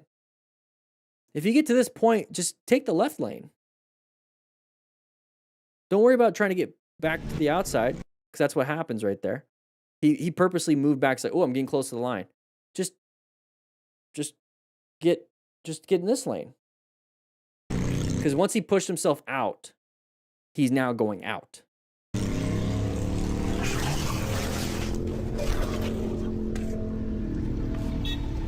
It's a new rider mistake. Doesn't mean he's a new rider. It's a new rider mistake, though. Oh, left turners. This isn't fun. Ooh. Please tell me he lands it. Oh, my Lanta. Only had basically 1,000 miles. That's pretty impressive. So we're coming up to here. Let's go back just a little bit, so we can get at least the first frame. There we go. All right, hand on the hip, right hand on the hip, not covering the brakes, not covering the throttle. There's a left turner right in front of us. The reason why we feel so confident to put our hand on our hip like this and just kind of riding like this is because nothing's ever really happened, and that's complacency. Now, remember, when we get into an intersection, this is a hazardous area. we should be covering the brakes. We should be covering the throttle. Just in case we need to accelerate out of it, apply the brakes quickly, or swerve. We need both hands to swerve. We need our right hand for the front brake. We need our right hand for the throttle. So we need our right hand. Okay?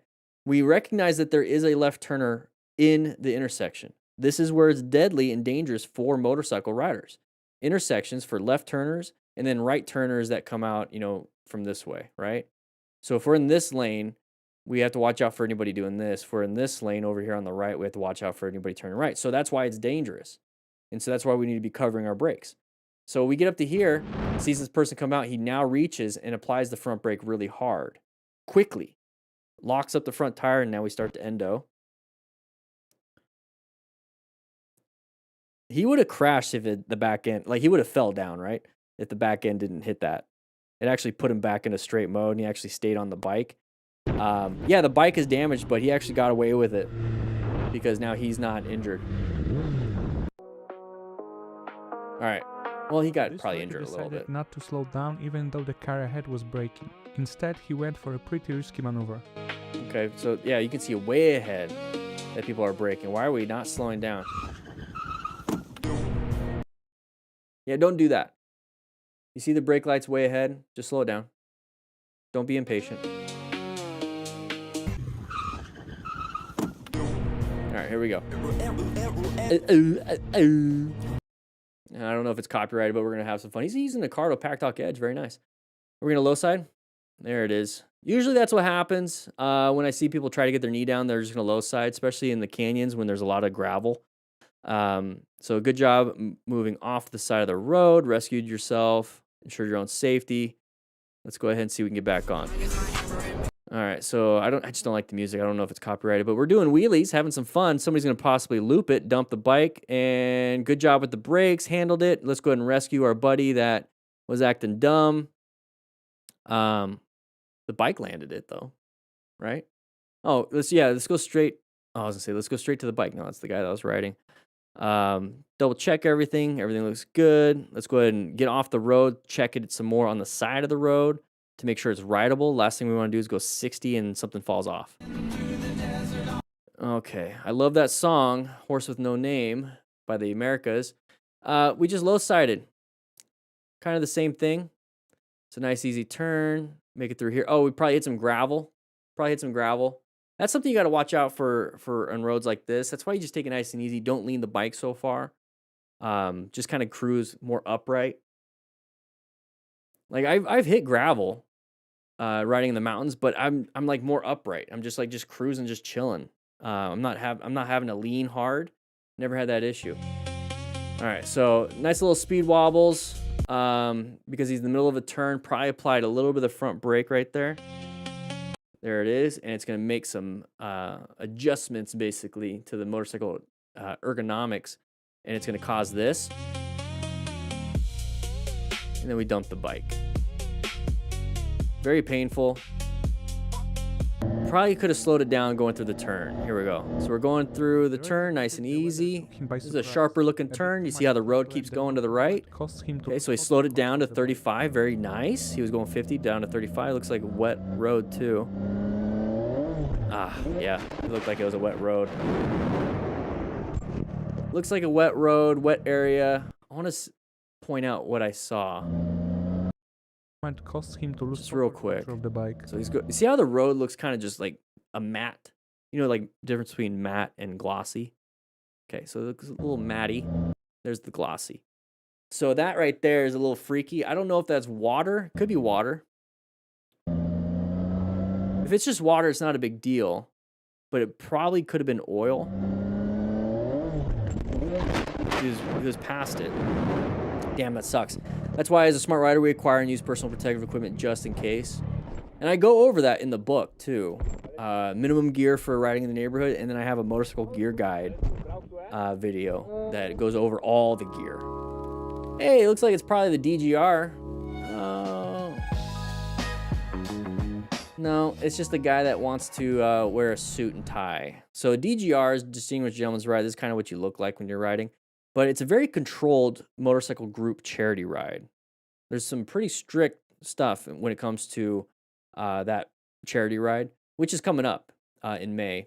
It's for men's health, men's prostate cancer, testicular cancer, suicide prevention. So it's a very men-oriented, which is really nice. But they don't really want you speeding up and like trying to get with the group and with the pack. It's pretty much like a very controlled, easy, chill ride. This does not look like it. He was endoing basically at the last part into, looks like a car. All right, here we go. Are those real tat? I don't think those are, that's the sleeve stuff, right? That's the sleeve stuff. Like those fake sleeves. It's good for sun protection, but it's not going to be good for armor protection. Side of the vehicle, we see that way ahead of time. We saw that way ahead of time. We should have been slowing down too. Okay, so he started to. Okay, good. It's a scary situation. Thankfully, he stopped. Side of the cyclist. Good control, handled it. Good control. Hey, he made a decision to swerve right, made it. He made it. It is what it is. That's a good job. All right, so we're just cruising. Looks like we're speeding a little bit. Good swerve. He did take off the license plate. Luckily, thanks to his quick reaction, he managed to avoid a serious disaster. Good swerve. Were we speeding quite a bit? You can't really tell, but you hear the engine RPM scale up. Despite the Good. That was a good swerve, though. to ignore the rider. That was a good swerve. To his quick reaction, he managed. It is what it is. Disaster. It's considered a crash because you did impact, but it's a minor. Check your foot, though. Your foot might be hurt. Yeah, pull off on the side. Here we go.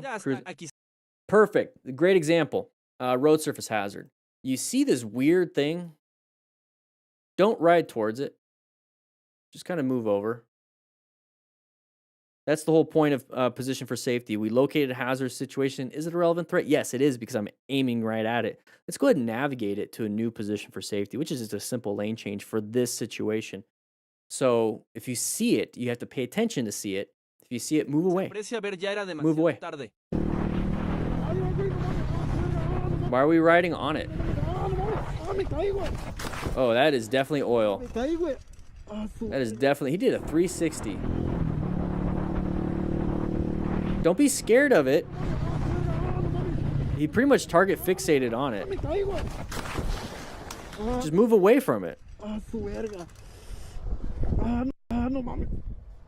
Move away from it. Look at all the other part of the road you could have just been riding on. Yeah, it was like a 270, right? Almost 360. If he made it 360, it would have been pretty impressive.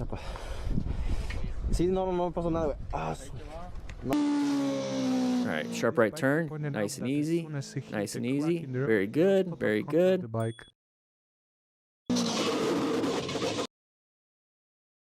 In the road, he lost total control. Are we blaming that? Look how far the bike is leaning. Honestly, that bike is leaning pretty hard. He wasn't doing that at the beginning. This bike he pointed out that as soon as he hit So this is fine right here. crack in the road, he lost total control of the bike. Okay, yeah, you see the wheel. Okay, so maybe it was either way. That's when he lost traction. I don't know if it was exactly the road surface hazard, but look at the wheel. So it's kind of in line with the headlights. The moment.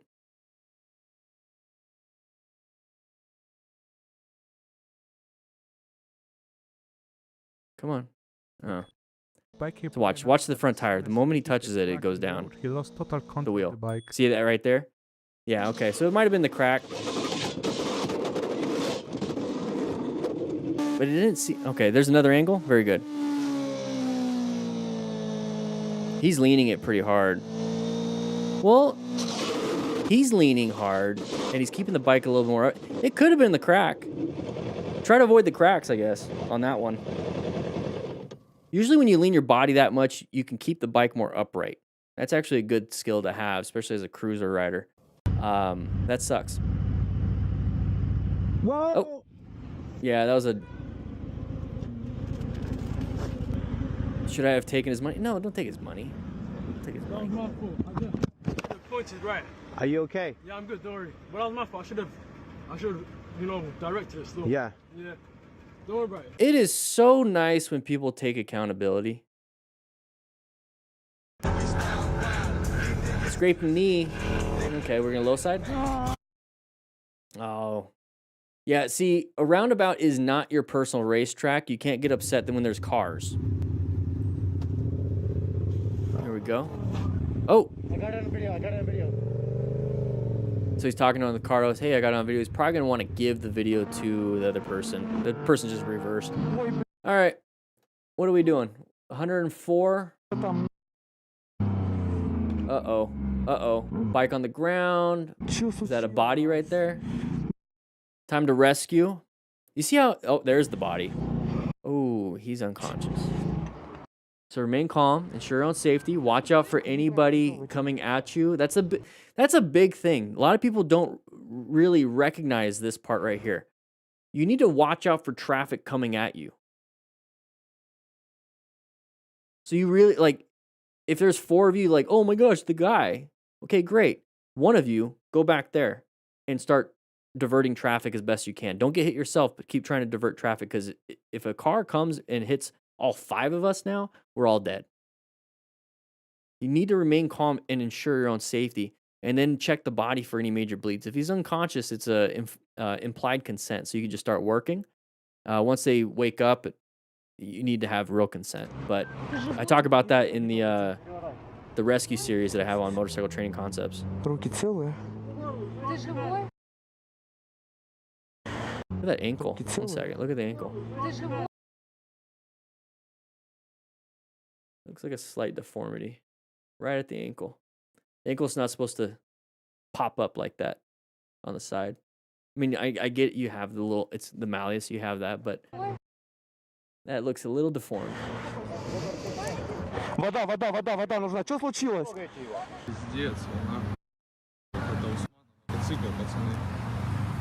Yeah, you gotta ensure your own safety on this one. Why are we zoomed in with the camera? All right, moving on. What do we got? Side of the vehicle? Random thing? Slow it down. Just slow it down. Why did we get so close? You saw it ahead of time. Just slow down. Let them do their thing. Whoa, it seems like we're going kind of fast. Why was the guy in the road? Anyways, oh, yoink. Random thing. All right, here we go. All right, nice space cushion. Oh, good job with the brakes. Good job with the progressive braking, recognizing that was coming out. As soon as he saw it, progressive braking. Handled it, let him in. We're not fighting for it. We're not speeding up to it. So good job. That's what I want you guys to be doing if you see that. Give yourself a good space cushion. But it's all you can eat. I'm just Stop gonna sign. let this play out. Enjoy it.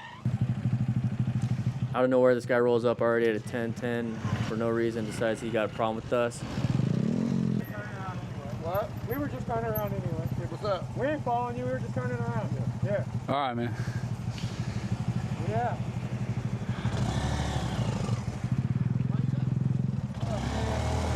We got a kid with us. You gonna do this? No, but we're good, dude. What's your name? Huh? What's your name? Matthew. Who are you? Huh? Who are you? Stan. Who are you? Harry? Why? What's up? Ain't nothing. Okay. 3 different names, same bikes. One of you on one of these drugs is getting Why? I mean, that's cool. Damn, bro. That's interesting.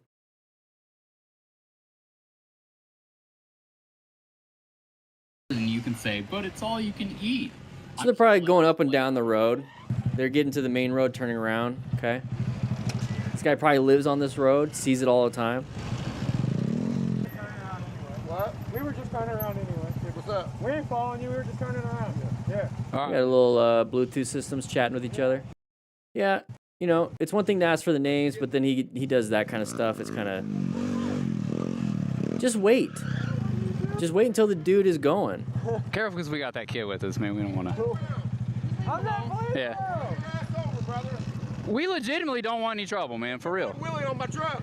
Oh, I get that. Yeah. Go, go. Get Yeah. the boy off me. All right. I'll get the I feel you, bro. Yeah, guy's having a bad day, probably coming home from work. Yeah, we were just turning around and we thought you were stopping to like talk to us or something. What's up? I feel you, bro. I'll do it every time. He's handling it. He's handling it pretty well. So back up, I told Oh, he's got the crazy eyes. He's got the crazy eyes. At this point, just turn around and go back to the stop sign that you were just at. Let this guy go. Just sit at the stop sign off to the side of the road for like a couple minutes. Chat, bullshit with each other. This guy should be home by then. you it wasn't you, didn't I? Okay. What do you guys want to do? We don't want to do. We literally don't want to. We don't want to do anything. Off this bike, bro. I'm not even trying to cause any trouble. Yeah, we don't want any trouble. Yeah, the guy in the truck's Getting ready to get black. We thought you were Amped. stopping to like low emotional control. I told you I was checking out your These kids are actually handling it more like an adult than the adult. bike. You. So when I tell you guys, it's not about your age, it's how you project your emotions and your behaviors. Threaten your shit. Threaten me, I don't care. Yeah. Assault and battery. You touch me, I'm I would get off the bike though. I would side stand it down, get off the bike. I don't want to be sitting on the bike if he wants to do something. Look at this. I just paused it.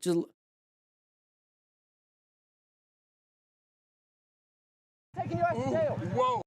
The kid looks like he's a mannequin. He has no facial features. Good job with the blur effect on that. Go. Whoa. Go. Whoa. Go. Have an amazing, blessful day, okay? Whoa. Have an amazing, I'll be blessful home by day. the time you get home. Go. Have an amazing, blessful day. Go home. Have a drink. Have a smoke. Whatever you need. Have a great day, okay? Yeah. Have an amazing day. I like his shirt. It says "Don't do drugs." We're gonna have fun out here. We're gonna have fun here. fight, man. Whoa. Bro. Nobody wants trouble. See, at that point, I don't know if this is what you guys would do. I'd be like, hey, everyone leave him alone. What's his license plate? We got it on video, right? All right, let's just call it in. Let's call 911. We were fine with just walking away. We're fine with just like, hey, you go home, you do your thing. He just did this. It's like, all right, he needs to have real life consequences now. I'm not gonna give it to him. Like in terms of I'm gonna beat him up. I'm not gonna do that because imagine I'm a kid and this big dude here, right? Law of gross tonnage is gonna win, right? It's like, no, that right there. I think that might be considered assault. Maybe it wasn't battery. He didn't really hit us, but at least he'll get a talking to by the cops. You know? I'm gonna remember your face. I'm gonna remember your face. I'm gonna remember your face. That's what I would be doing, but since we're sitting here in the classroom, have a slice of pizza. Enjoy the live stream that we do here every week. Grab yourself the Smart Rider Motorcycle Training System, and I'll see you guys on the next video. Look at that. This dude is nuts. I did pause it purposely on a certain part so I can take the thumbnail from it. Don't do as I say. Wait, what? Have a nice day, Dan. Yeah, it was a crazy man. Pizza. It does sound amazing right now. I say I might go get one, but I know I shouldn't. I know I shouldn't get a pizza, but I want one. Nice little hot and ready from Little Caesars. You know what I'm saying? You know what I'm saying?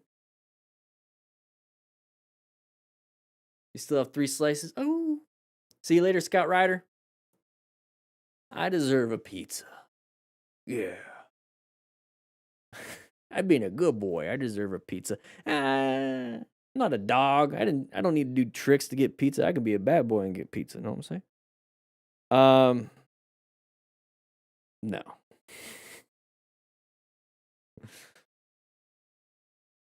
All right, here we go, guys. We got this one. We have 3 total left. We have a lot more. We have a lot more. You know what? I know you guys are clicking on the one. You click the thumbnail because of the chick in it, right? And I know you guys are doing that. Let's see. Where is it at? Is this what you guys wanted to see? Is this what you guys wanted to see? For some reason, whenever I put a woman on the thumbnail, everyone wants to see that.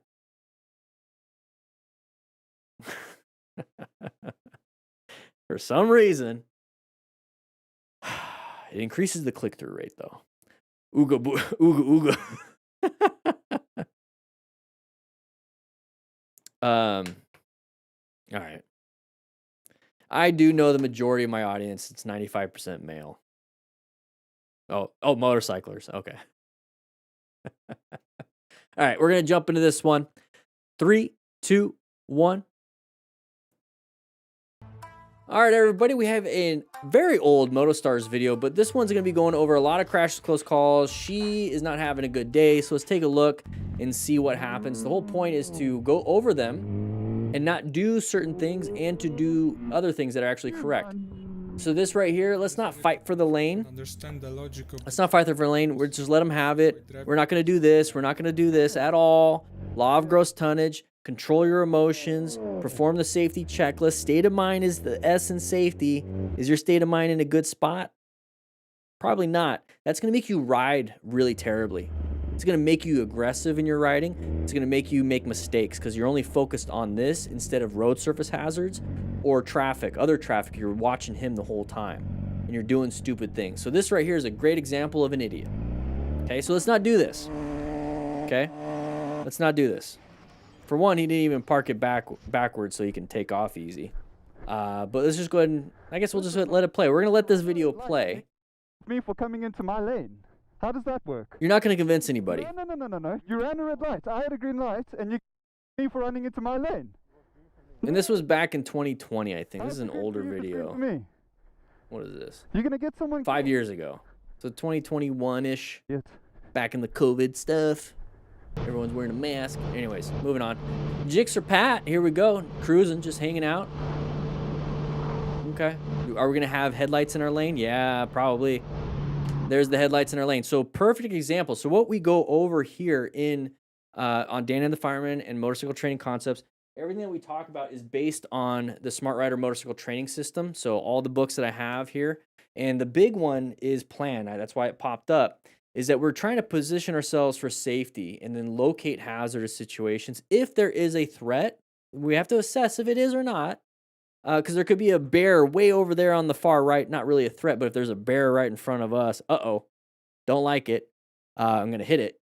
I don't want to hit it. I don't want to get attacked. So that's the difference between assessing. Because the active threat, if the bear is right here, that's an active threat. We now need to put ourselves in a new position for safety by swerving, by accelerating, quickly, juke them out, right? Or applying the brakes. Well, at that point, you're kind of screwed with a bear. But we can only swerve, accelerate, or emergency brake. Those are the three things we can do. Rev bombing, honking the horn, all that stuff that you're hoping somebody's going to pay attention to you. We want to control ourselves. And those are the three things you can do on a motorcycle. So it is what it is. So when he sees, he's assessing up ahead. It's like, it looks like there's headlights in a windshield in my lane. That's not supposed to happen. That's weird. It's now an active threat in our lane. So we need to move ourselves into a new position for safety. Notice how he's moving himself into a new position for safety by turning and swerving are two different things, kind of the same though, right? Turning the motorcycle, just quicker with emergency swerves. He's just moving himself into a new position for safety. That's all he's doing. That's all you do for situations. Should have happened? No. Can we get mad? Sure. But save yourself first. Take care of yourself. Make it home. Do the thing you have to do to make it home. Not the thing that you think is right and stay in this lane and play chicken. Not going to work. You're not going to win. So good job. Sees it. Moves over. Sure, flip him off if you want. I wouldn't. I would just get back in the lane. Now we're going to do the plan method again. And again. And again. And again. And again. And again. And again. That's part of the system. All right. Rain. Road surface hazard. Intersection. Hazardous area. That's the same thing. Locating hazardous situations. This right here. Oh, side of the vehicle. Apply the brake. You see what I mean? Honking the horn didn't do anything. What could we have done differently? Swerve? Brake? Accelerating into it might have been a problem. That's why you have three choices, right? Apply good braking, good progressive braking to handle that situation when they came out. And since it was a hazardous situation, we're covering the brakes anyways.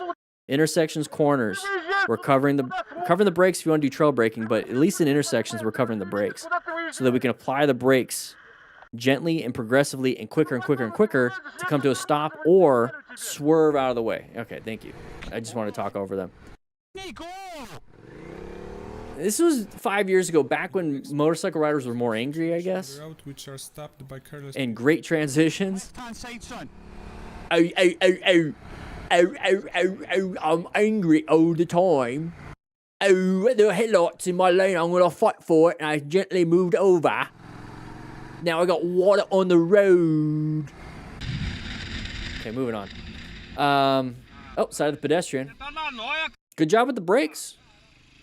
Good job with the brakes. All right, sun in the eyes, nice easy curve. We have cars coming up. Oh, turning left. Slowed it down.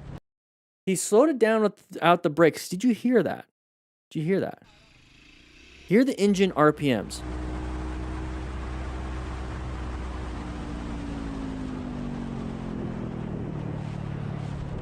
Sometimes that's all it takes is to roll off the throttle. You're going to slow down in the turn. If you ever notice that when you're going through a turn, you have to give it a little bit just to even maintain your speed. So if you're in the middle of the turn, you roll off the throttle, you're slowing down a lot. So sometimes that's all you need to do. And since you're slowing down, weight's getting on that front tire. Because when you ever seen cars brake and they like do this, same thing with motorcycles. They do that. They get like the front end dives down just a little bit. Same thing. When you're slowing down, it just starts to do that a little bit. So now you have more weight on that front tire. So if you needed to apply the brakes, you can apply the brakes. And it's going to have traction. So good job not panicking. Typically you see people, I had to lay her down. Good job. Now we have a sharp right turn coming up ahead. So we just did it. We handled the active threat. We're now in a new situation with a new turn. So are we in a good position? I located the hazard situation. Let's go ahead and get ourselves set up for this turn. And then the next turn, and the next turn, the next intersection, the next road surface hazard. You're just constantly doing the plan method. So subscribe, watch a lot of these videos, and you're going to recognize a lot of the same things keep happening because people aren't planning their ride. It's a nice little left-handed turn. They're going to come into our lane. Yeah, they always do that. Don't fight for it. Don't fight for it. Technically, that's considered an emergency acceleration out of a situation, but since we are already behind, we could have applied the brakes and just kind of let them in. Not a big deal. Because now, when we're at this point, we're putting ourselves in a bad spot. Do we want to go straight? If we want to go straight, we have a turn lane. It's going to be a right turn only lane. So now we have to cut in front of this person. Maybe this person wanted to get into that lane. You see how it's all chaotic when we could just let them in? Figured it out. Look forward. Look forward. You're traveling at speed. Look forward. Look forward. He did want to turn right. Very nice. Very nice. All right. One of the bikers not just cruising. That he didn't notice cruising with the buddies up ahead. It's a tiny little lane. What the heck kind of lane is this? Oh, is this a bike lane or is this like a motorcycle lane? Write in the comments if you know where the heck this is and if that is the case. But he couldn't handle the cones. So part of the Smart Rider drills is 24 motorcycle drills in a parking lot. You never have to move the cones. After you set them up once, I designed it to where you just set up 10 cones or 5 tennis balls cut in half and you do 24 drills. Now, I wouldn't do that at speed here. It's parking lot exercises. But definitely target fixated on the wrong thing. That front end does not look good either. All right, lane splitting. That the driver decided to quit his maneuver. Uh-oh, open lane pattern moved over. Those are bollards. Yeah, not cones. Good job with the swerve, but let's get ourselves... There you go. Check your pants. It's a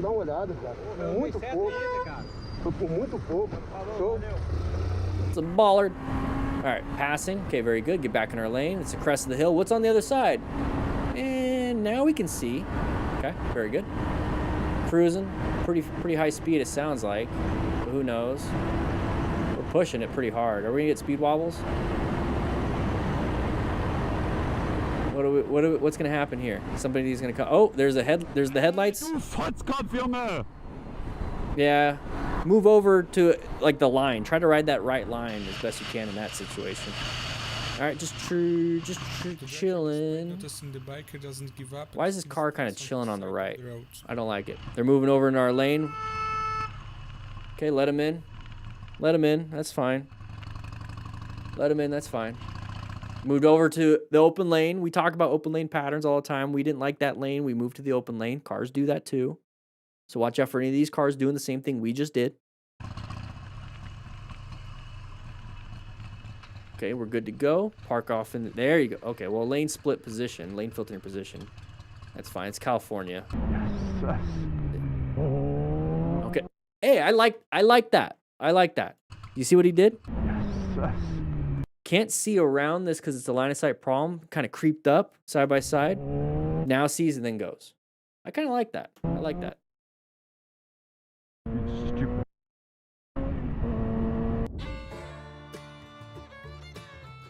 All right.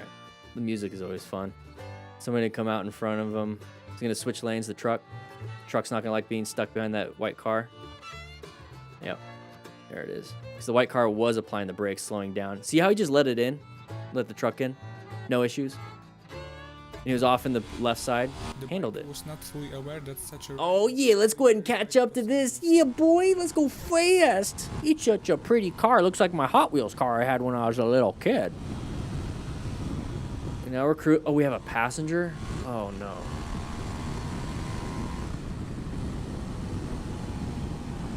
Is this the thumbnail? Yeah. Oh, she did not like it. She's panicking. She did not like that you did that high-speed pull, basically. She's having a panic. You know, it's scary. Have any of you been a passenger before on a sport bike? It's scary. You don't have a lot to hold on. You're on the tiniest little peg, tiniest little seat. It's scary.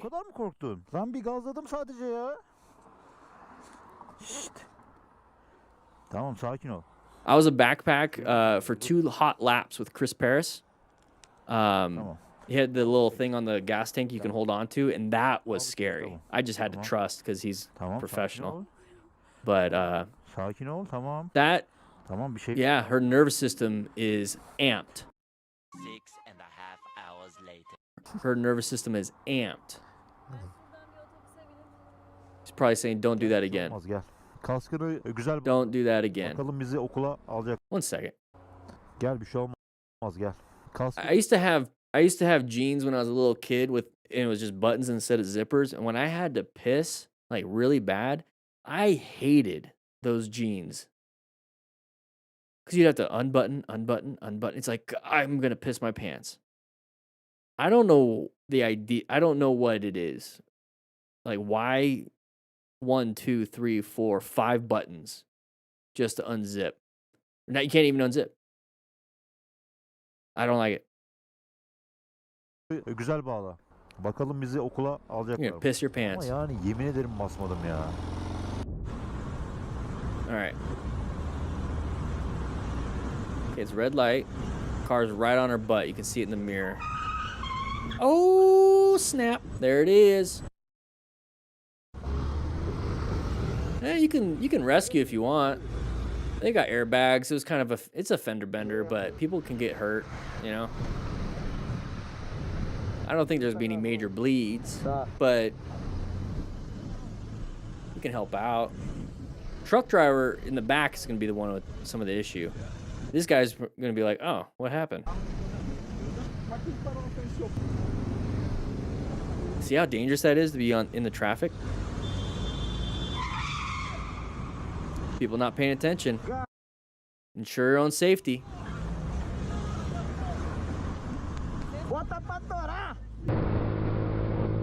Moto is life. Here we go in a neighborhood, chilling. There's a car in front of us. Are they gonna get bigger and bigger and bigger and bigger and bigger and bigger?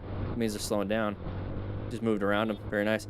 So if a vehicle or an object is getting bigger,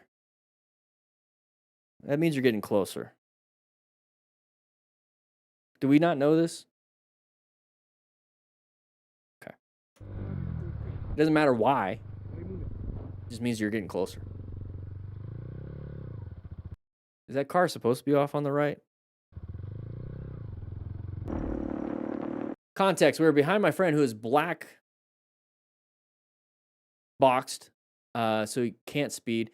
We are driving in a 20-mile-per-hour area with parked cars and lots of pedestrians around, so it would be dangerous to do more than that speed. I noticed a car behind us following quite closely to my friend. Okay. The ride was brought to an end for the friends due to another driver navigating for a long period of time. Black boxed. So is it he's got like a governor on his bike?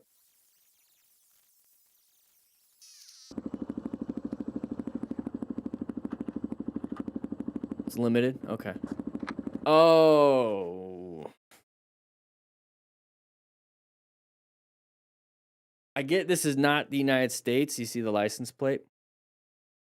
But if you ever have to deal with this in the United States, this thing, just walk away. Just walk away. Like, get away from that thing. Just, you're not going to win an argument. They're going to argue their point in a circular fashion. There's nothing, you cannot fix her EPOS. Everyone in the chat's like, I can fix her.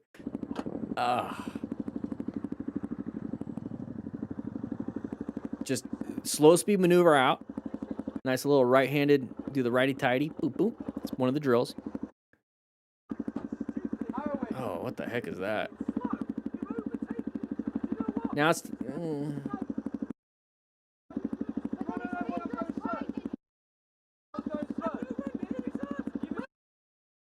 All I see is a floating upper half of this woman. It's weird. I see shoes and her upper body. I don't get it. Is she a magician?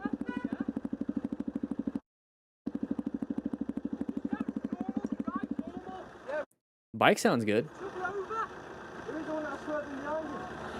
You're blocking traffic.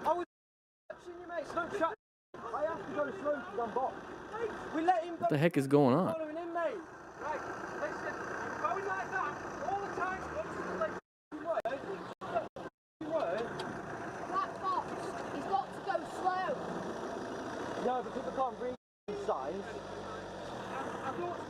Okay, I don't really care anymore.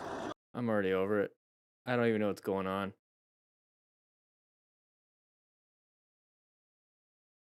I guess that's the end of the video. They're just going to yell at each other for a little bit. With that said, though, make sure you guys don't ride like idiots. Don't make your girlfriend scared on your bike because she's not going to want to get back on it. And make sure you guys get some pants with some zippers. With that said, hope you guys ride safe, be safe. Grab a slice of pizza. Enjoy the rest of your evening. And I'll see you on the next live stream or video. Yeah, that was back in the day when MotoStars was just straight up 2 minutes straight of just nothing. All right. We got more. We got some more videos. Boom, boom. Boom, boom. Dress for the slide, not the ride. Good lessons. Yeah, make sure you guys get some pants with some like a zipper. Not buttons. It makes no sense. In Moscow, KGB road rages you, making those of us with colored hair and septum rings look real bad, y'all.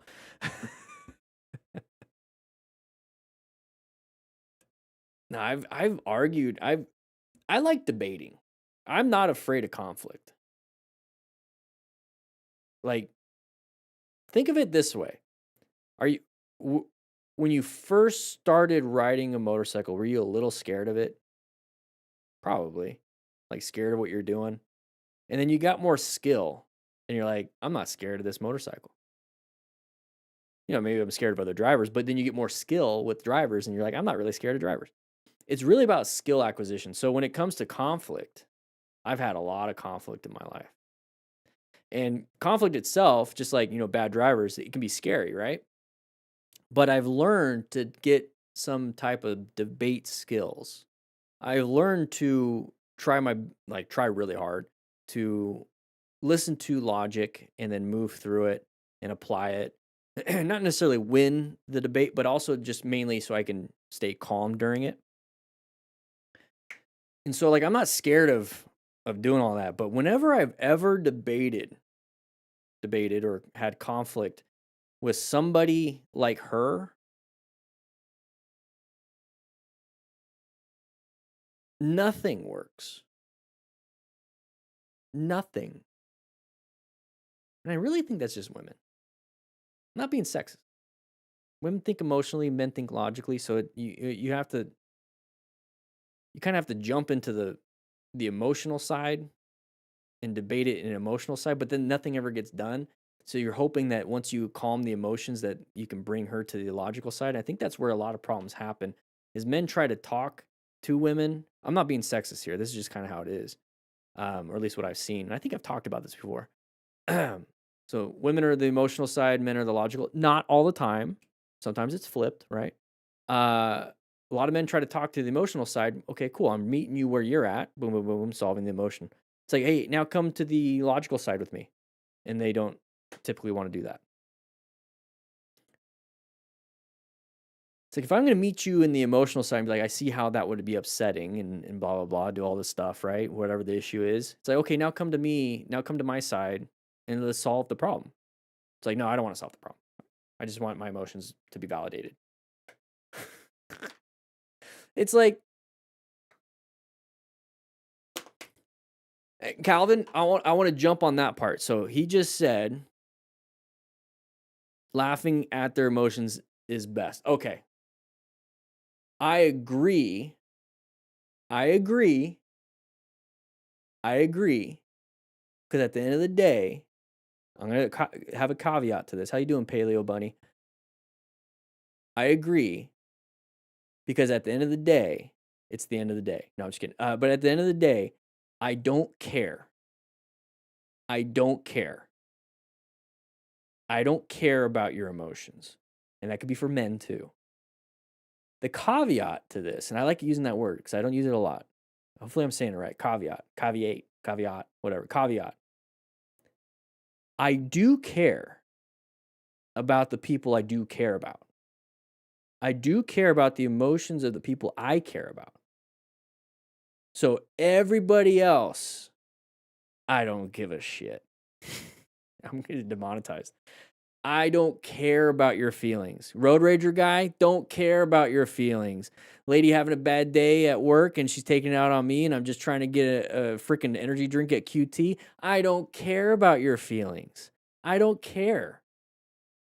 I don't care. That's when I get sarcastic. Hang on here. I'll get to that, Horovac, because you and I both, I think we both kind of enjoy conflict. But when my girlfriend's having an issue, I care. Whether I created it or not. You know, she's dealing with something, I care. So I'm going to sit with her, you know, in the emotion space. If I caused the problem, I'm going to sit with her in the emotion space, reflect, take accountability, apologize, change my behavior if it aligns with my values. Boom. So that's the caveat there. So right here, hang on here. You say they love confrontation because they are arguing with you. You do know it takes two. Yeah. So I like conflict because for the longest time I've avoided conflict, and I never. If you don't have, you can't get anywhere in this world without some form of conflict. Nobody's ever going to completely agree with you. So you can have like a minor disagreement where it's like, okay, we agree on 90% of this stuff and 10% we don't. Let's go ahead and learn about each other for that last 10%. And then we can just be like, oh, that's just how you feel. This is how I feel. But I love the 90%, or I love all 100% of you. But, 90% of you works easy with me. Great. What I found, and that's typical humans. It's pretty crazy, huh? Most humans are 80 to 90% common, 10 to 20% not. And that's where a lot of people get crazy. The problem with and I'm in Tucson. Somebody mentioned Tucson. It's very liberal, very far that way. I'm not that. What I found is with the people like that, they hyper focused on that 10 to 20% that we don't agree on, and they make that out to be that's me 100%. It's like, wait a second. I'm 80, 90% just like you. We only disagree on 10 to 20%. I am not fully 100% in your version of that 10 to 20 that we disagree on. I'm not a complete polar opposite of you. And that's where they jump in. And that's where it's like, I'm an enemy. And that's their lens, their frame of mind, where the foundation is, no matter what I say, I'm an enemy. And when I come into the confrontation or the conflict or the argument or the debate or whatever you want to call it, I come in with, hey, we're very much alike. We just don't agree on these things. So I'm not looking at you like you're an enemy. I'm looking at you like, here's 10 to 20% of behavior that doesn't agree with me, but I do agree with the 80% of you, 80 to 90% of you. So like, I always have that foundation of, you're a human being just like me. Typically what I see with the it's a stereotype, I guess, where it's the blue hair and she was making everyone else look bad, right? But that's what I typically see with like the liberal, like hard liberal democratic socialist type people, where it's like, no matter what I say or what anybody else says, it's just an automatic pure enemy. Pure enemy. Doesn't matter what you have to say because you don't agree with me 100%. And so I like having the conflict because, at least with that, it's like, I know no matter what I say or do, it's not going to matter. So then I become a smartass. And it's fun at that point. If they're willing to listen and be like, hey, we're different. Yeah, whatever. You're a good person, Daniel. But yeah, we're different. If it was that kind of vibe, then I wouldn't be a smartass. But if it's like, I don't like you because you're different than me in this 10% that we have different, and you're now an enemy, it's like, okay, I'm an enemy. What do you want to do? It's like, oh man, I'm bald. You have blue hair. Ugh. Like, I just become a smartass. I do this like thing with my mouth. I'm like, I keep this like cheek up. I'm like, this is how I look at him. I'm like, okay, all right. That's how I look at them at that point. That's your male privilege there? Us men need to watch that? I know what you're doing, Horvath. Let's play with it. Let's have fun. It's my male privilege. Okay. My male privilege to be okay in my own skin. All right. It's also my male privilege, at least in the United States, that when I turn 18, that I need to sign up for the selective service and be possibly drafted into war that I can't choose. And if I don't do that, I can't vote, and I have $250,000 in fines, maybe jail time. But at the same time, the female privilege is that they can vote that I go to war, but not have the responsibility of going to war themselves. So I do have this male privilege of going to war against my will. My body, my choice, right? I should be able to choose not to go to war, right? Your body, your choice. My body, my choice. Right? I got a lot of privilege. Yeah, I get the privilege to fight a war that you get to vote to have. Yeah. See, that's kind of like how I'd play with it. That's how I'd play with it.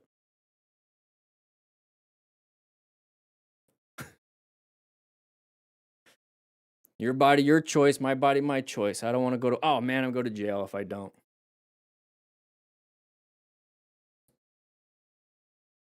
Oh man, I don't get to vote. Oh man, I go to jail.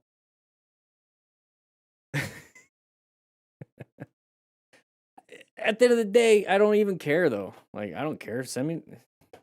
I think the only reason why we would ever have a draft is if somebody invaded the United States. It's like, well, then I'm signing up. I don't want to get into the whole voting thing. I believe in shareholder voting. But we can dive deep into politics, and I don't want to do that because we're having fun watching people crash. Believe it or not, straight to jail.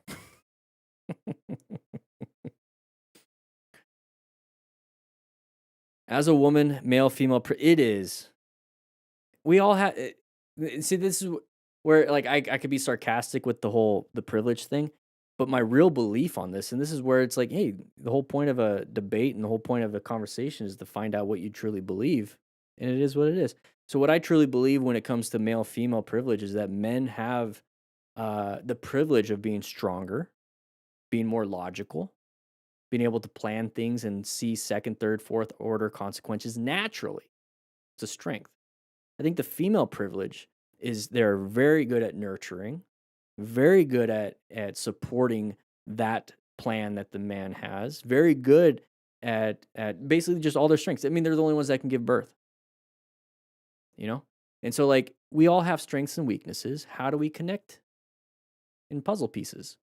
How do we progress the family using our strengths? It's like, find out what the strengths are. Do we have the same values? We're moving towards the same goal then, you know?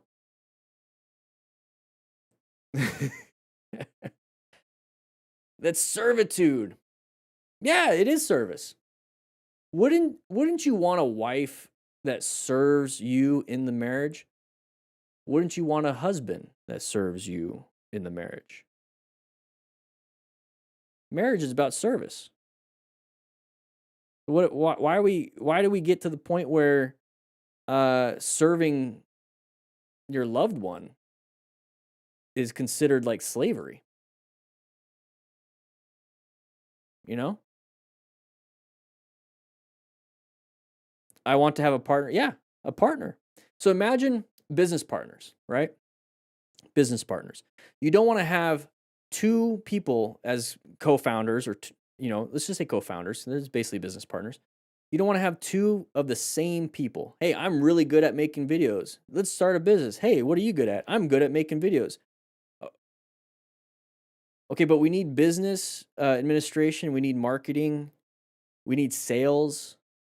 We need basically the whole operations. If we're just both really good at videos, I don't think we're going to get any far. Like, we're just going to make really good videos, but not make any sales. We need product and stuff. So the whole point of I think a good partner in a business aspect is like, hey, I'm really good at videos. I'm also really good at being on camera, and I'm good at, content marketing. What are you good at? It's like, I'm really good at sales. I'm not good at videos. I'm glad you are. I'm really good at building out the business and Shopify and all that stuff. Great. Your strength, my strength, we make it, boom, we have a great business. I think that's how partnerships are natural in humans when it comes to male-female dynamics. It's like, I'm really good at protecting and providing as a male.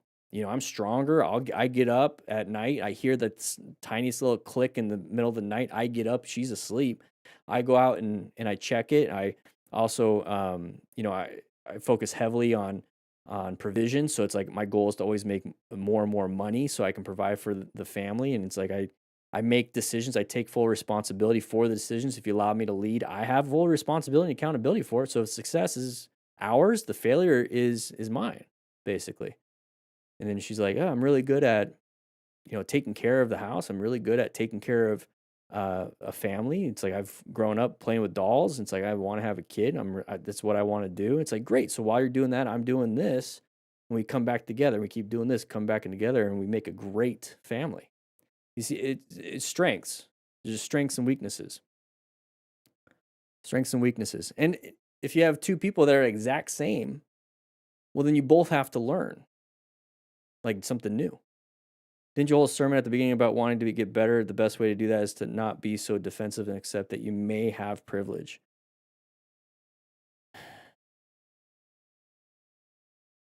I don't know what privilege I have outside of being born in the United States.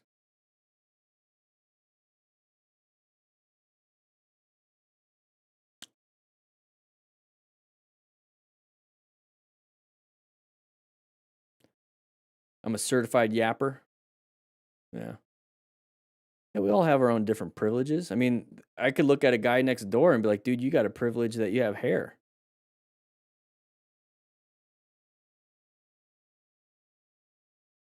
look at the guy next door and be like, you have a privilege that you are married with kids, and I don't. I can look at I mean, I could look everywhere. It's like I think the word privilege gets thrown around quite a bit, where it's more of you are somewhere I want to be and I'm not there. Therefore, there's some reason you have something I don't. I have a privilege that you think blue-haired women should not talk back. No, I like to listen and make fun of it.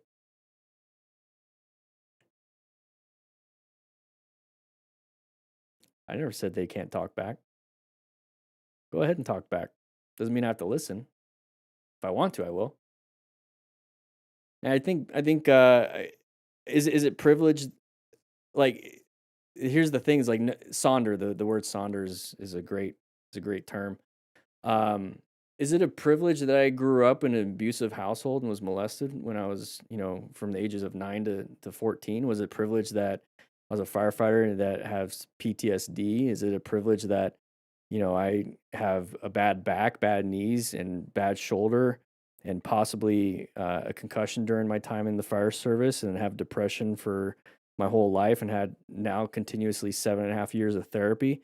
Is it my privilege that I actually had a gun in my hand after my last divorce, and I was sleeping in the office and wanted to commit suicide, so I called the suicide hotline? Is that my privilege? Is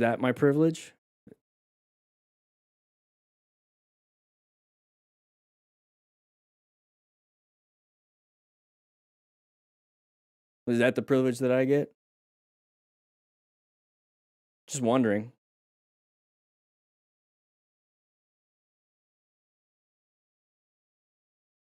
We're here from the beginning. It's been a dark one. Yeah, I mean, it's like everyone has their own struggles.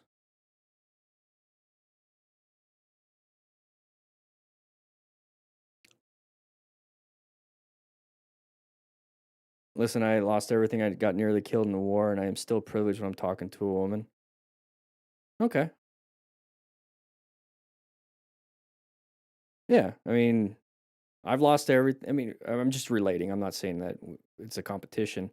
I lost everything too. I wasn't nearly killed in a war. That's pretty traumatic for you.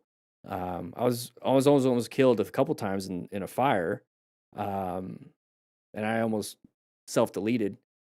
And I've lost everything 3 times. 3 times in my life. Very difficult. I also am estranged from my family, so I also don't have a mother and father anymore. Basically, they're still alive, but I don't have it. And it was my choice.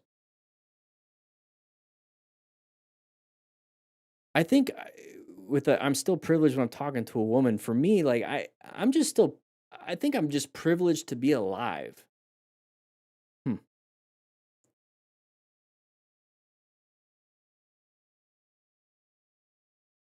I don't think it's a privilege of mine to be able to talk to a woman, if that makes sense. Because women are just humans. They're just another human. You know what I mean? That's where. So me and you and Horvath, you've been in here forever, and I respect you. That's where like the 10-20% that we disagree on, with the privilege of talking to a woman. I feel like I have a privilege of just being alive, and I think if I look at that from a woman's perspective of just being alive, that's a privilege. I think it's amazing. There is respect, and I give it back. I give it initially, and if I don't receive it back, okay, well, now I'm just gonna be a smartass. That's why I'm trying to answer your questions or in this conversation, because there is respect. Yeah, we're all human. Yeah, and being able to do whatever is a privilege. And that's why, like, you see how like it goes full circle to like what I'm trying to do here is trying to keep motorcycle riders, because the people that just choose to ride motorcycles, it's a privilege to be alive, so let's make it back home. You know? Everyone goes through life thinking, oh, it's a privilege to drive, it's a privilege to ride, it's a privilege to have food. It is. It is, but if you bring it back down, if you don't have the motorcycle, do you feel like you're not privileged? If you don't have a car, do you feel like you're not privileged? If you don't have food, you don't feel like you're not privileged? Uh, it's more of a, it's like these are things that you want that you're not getting, and that's fine. It sucks, but at the end of the day, you're alive. You know what I mean? And so there's like this special privilege of just being alive. And you could be disabled or have something, and it's like at the end of the day, like I'm alive. And that's the lesson I learned when I was on the phone with the suicide hotline. It's like I was at rock bottom again. Again. And I was sitting there with the gun in the hand. The only thing that stopped me and made me call not 911, but I think it was 988. It wasn't even 988 at the time. It was the actual 1-800 number. I had to Google it. The only thing that stopped me was that the cleaning ladies in the office were walking up and down the hall with the vacuum cleaner, and the last thing I wanted them to hear was a gunshot and have to find my body. That was the only thing. Then from there, I got help. The derision about blue-haired women is definitely leaning on the male privilege. I'm pretty much the opposite of a Christian, but I think we agreed to not fucking do that. Okay. The derision about blue-haired women is definitely leaning on male privilege. I think the derision of blue-haired women is based on my experiences of dealing with blue-haired women. I don't think it has anything to do with me being a man.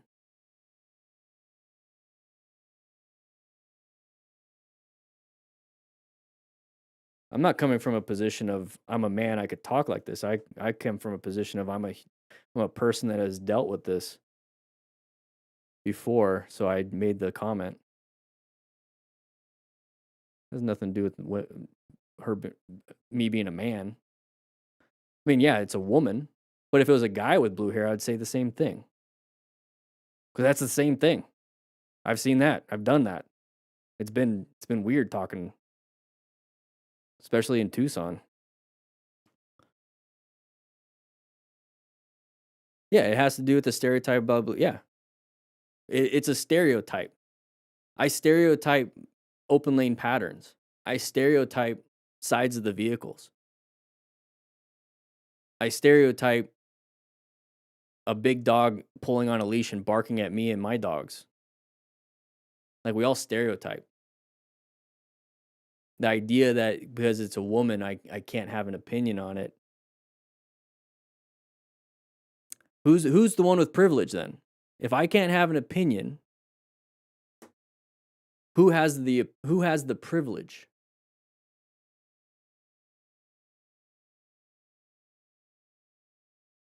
You know what I mean?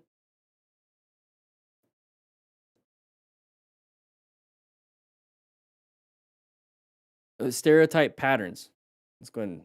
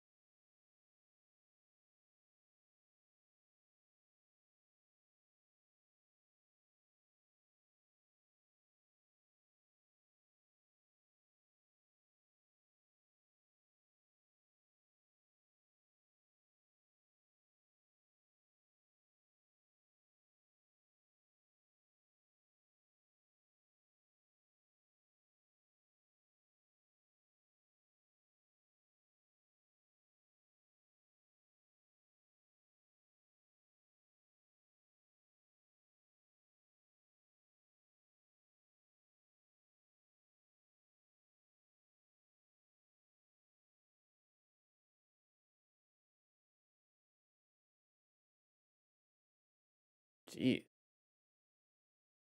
This is why I don't do the AI overview. It's very biased.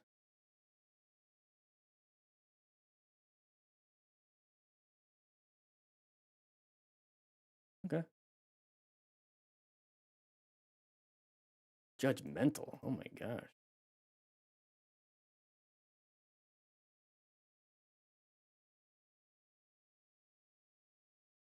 Huh. Interesting.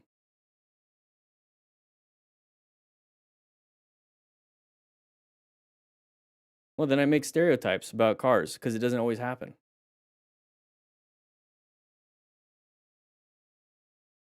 So I should start calling it open lane stereotypes because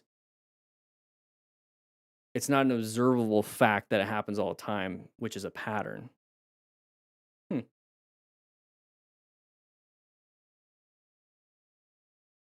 Okay. Interesting. Interesting.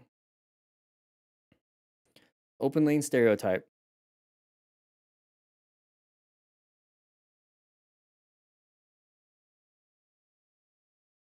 Let's watch some. No, you recognize a pattern because it's observable. Yeah, and I've recognized patterns in stereotypes with certain people and dogs and cars. Think about, just picture in your head a 2005 Nissan Altima with front end damage. How are you going to stereotype the driver with that?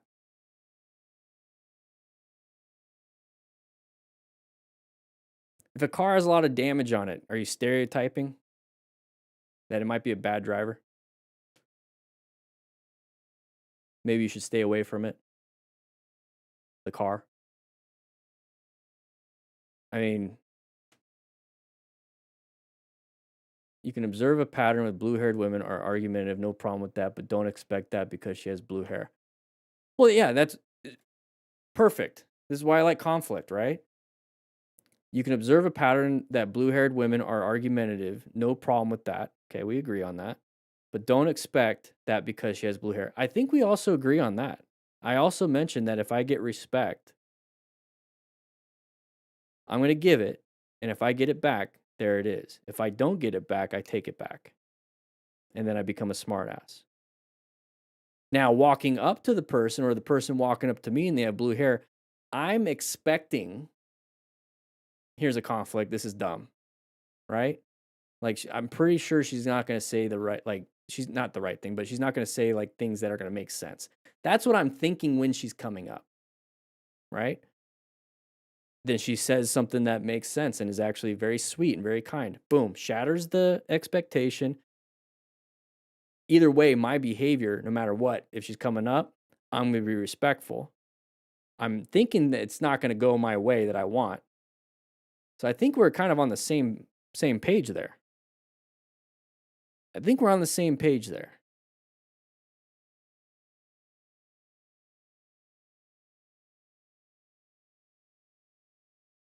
The expectation that she will be argumentative and will argue back and that she shouldn't do that. No, she can do no. That last part that she shouldn't do that, I don't agree with that. I've never said that she should not argue with me.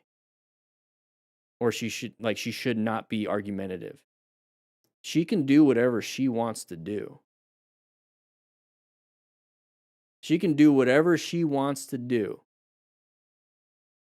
I get to do whatever I want to do. So why am I mocking them then? Because it's fun.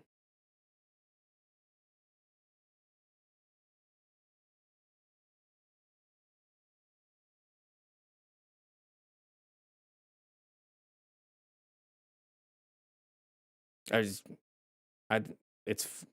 fun. Yeah, and because what does privileged mean?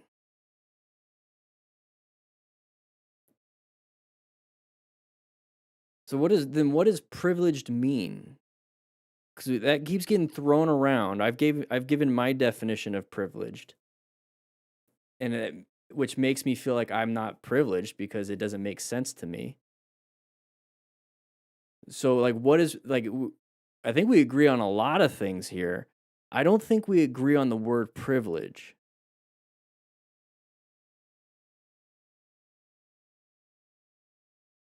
This is a good conversation. Privilege is a special advantage, immunity, or benefit granted to a particular person or group, often based on social, economic, or legal status, which is not available to everyone. It can be unearned based on identity or earned through position. And it acts as an exemption from typical rules such as legal or parliamentary say. I don't have any legal privilege.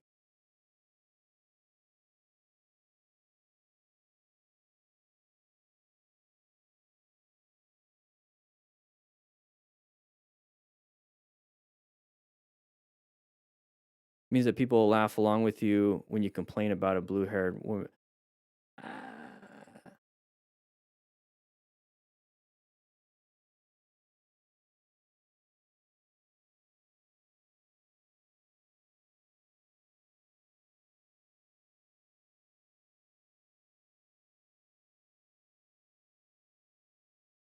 What's the perception of? I guess you could say it's unearned because as someone born in the United States, you can poke fun at people with no legal. I know what you meant. No legal consequences. People perceive things differently. Yeah, perceptions are perceptions, but what's reality?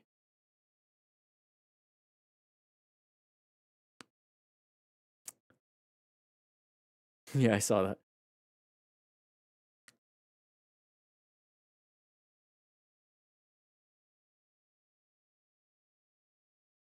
Benefit granted to a particular person or group, often based on social, economic, or legal status. You interpret the term privilege as something negative. Listen, I myself have privilege. I don't feel guilty about it, but I accept I have it. Well, I know you're telling me what I think it is as a negative. I'm trying to tell you that we all have a privilege of just being alive. But what is privilege to you? So I myself have privilege. That means you have it. So what is it that you have? And yeah, you don't feel guilty about it. That's fine. But what is it that you have that is privilege? What is it that you have?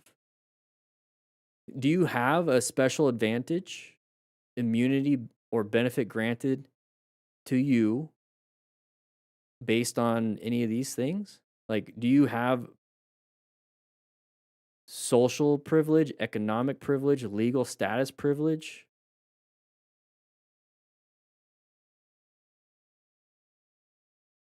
What's the privilege? I have the privilege that women won't argue back even if I happen to be wrong. I have the privilege that women won't argue back.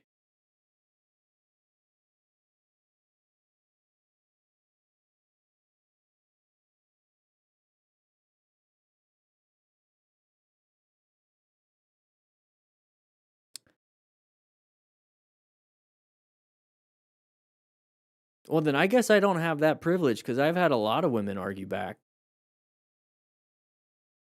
I don't have your privilege that you have, Horovac, because a lot of women argue with me.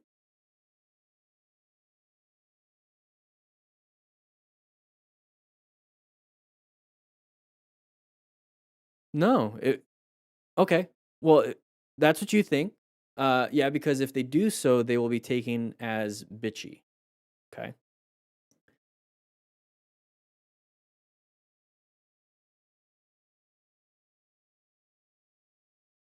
I don't call women bitchy for arguing back.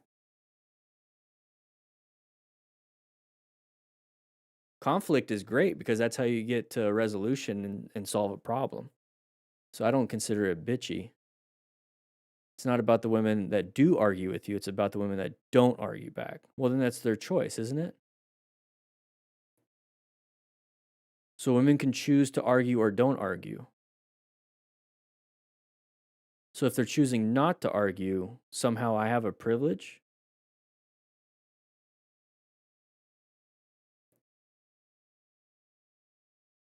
How many women did not? So ask myself, how many women did not?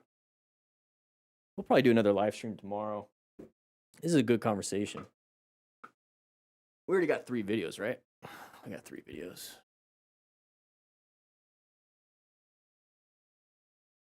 Yeah, we got 3 videos. Moto Duck, yeah, all right. I got to go to the post office anyways. This is a good conversation. And at no point, Horovac, am I upset or angry. I want everyone to know I'm not upset or angry. We're just sharing opinions. This is why I like Horvath. He always has a different opinion than me. It's a challenge. I like it. I like challenges. Don't ask yourself how many women argue back with, and it's tougher because he has to type. So it's our, I guess there's the privilege that I have that I can speak a lot more. This is why I like to pause, because I understand I guess in this instance, right? There's a privilege that I have of being able to speak into the microphone quicker, and he's got to type, and it's kind of a loss of an actual conversation. So I recognize that. So therefore, I actually pause every now and then, or I fill in the space and read out of the comments. And this is why I repeat what he says, which is going to be hard for him to do the same thing because there's no text, you know? So I guess I have that privilege. Don't ask yourself how many women argued back with you. Ask yourself how many did not. So when I hear that, it's okay. So if I say something and a woman, decides not to say anything back, right? Well, that's her choice. Let's apply that logic to men. If I say something to a man and he decides not to say anything back, do I still have privilege? Because in my mind, I'm thinking if I say something that maybe upsets them, my behavior or whatever, I'm unaware of it, or I am aware of it, and somebody decides not to say something or say something, that was their choice.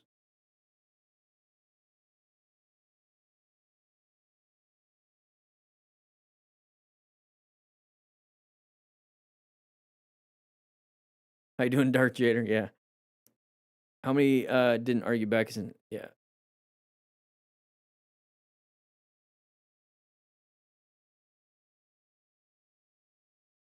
Moto Gaga. All right.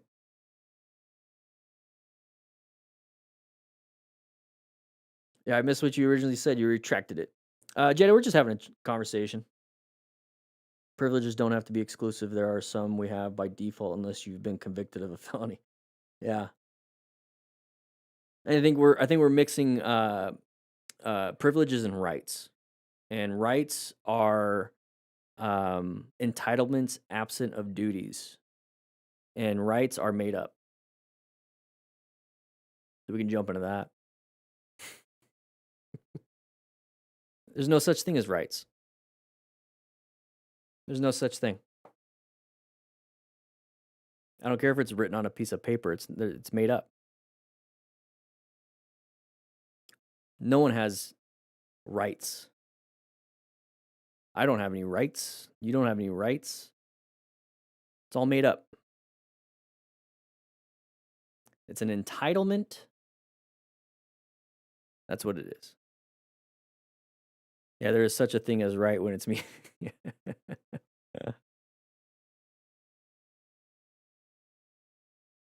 Yeah, rights are the right to life, liberty, and the pursuit of happiness, the right to bear arms, the right to vote, the right to the... It's all made up. It's all made up.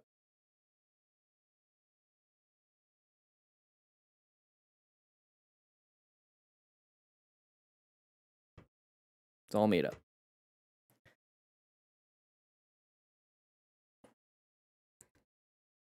We were all born as equals. We're all born equal, and we will die as equals.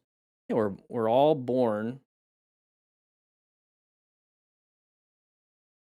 We have equal value to society, whether we're negative, right? Maybe society will learn from our negativity. But if we're positive, we provide value. Either way, we provide value. We provide value, but we have strengths and weaknesses at the end of the day. There's some trade-offs here. So just listen to this Jeebus guy and show humility towards others that may be disadvantaged towards you. Okay.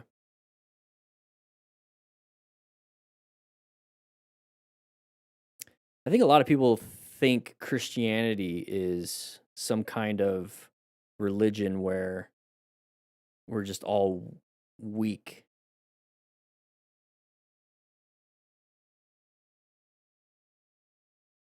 and we just let people do things to us.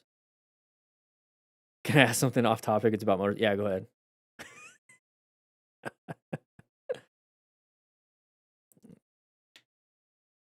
Yeah, Christians were never weak. Have you ever been to Sturgis rally? No, I have not. I have not. I've had the opportunity to go to Sturgis. It's just so far from where I live in Arizona. That's why I haven't. I've been to AZ Bike Week, I think twice. Yeah, twice. That's closer. That's closer. I've been wanting to try Daytona and a few other things. Yeah, I keep seeing videos and like it looks like fun. It's just a giant party with a bunch of dudes and half naked chicks. It's not my crowd. Not my crowd. But I think it would be a fun people watching experience. It's not something I would participate in, but it's a fun. I think it'd be I love people watching. I just went to the bar last night, just to people watch. Debating between a lightly used Rebel 500 from Facebook or a last gen 2025 new one that hasn't sold yet. Are they the same price? I mean, you might be. So from Facebook, you're not having to pay dealer fees and all this other stuff. But if you get a new one, you might get the warranty, and you know for a fact it's kind of covered. I'd have less problem with the Christians if they followed Jesus more than Trump less. I don't believe in what Trump does all the time. No, if what Trump does that is aligned with Jesus, then yeah. If what he does is not aligned with Jesus, then no. Jesus gets final say. That's how I view it.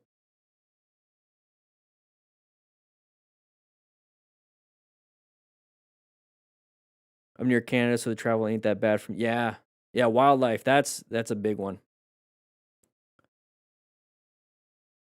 1 to 2K difference in price, including taxes and fees. Huh.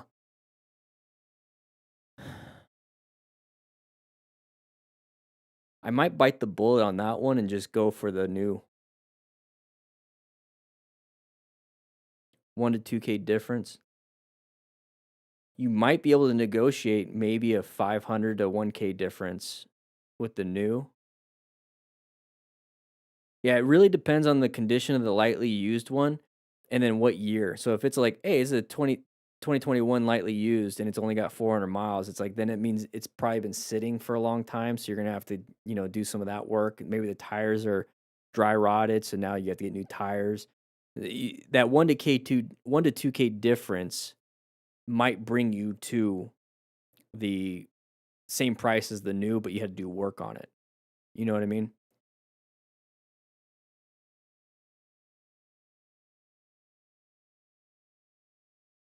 Just saw a guy on a CBR wearing only a helmet, shorts, and oh, Drews.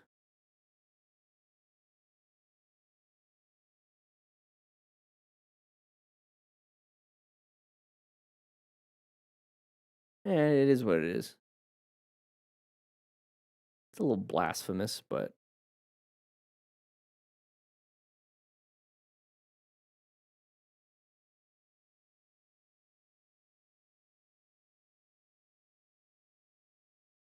that's a good way to do it, Mr. Ranger.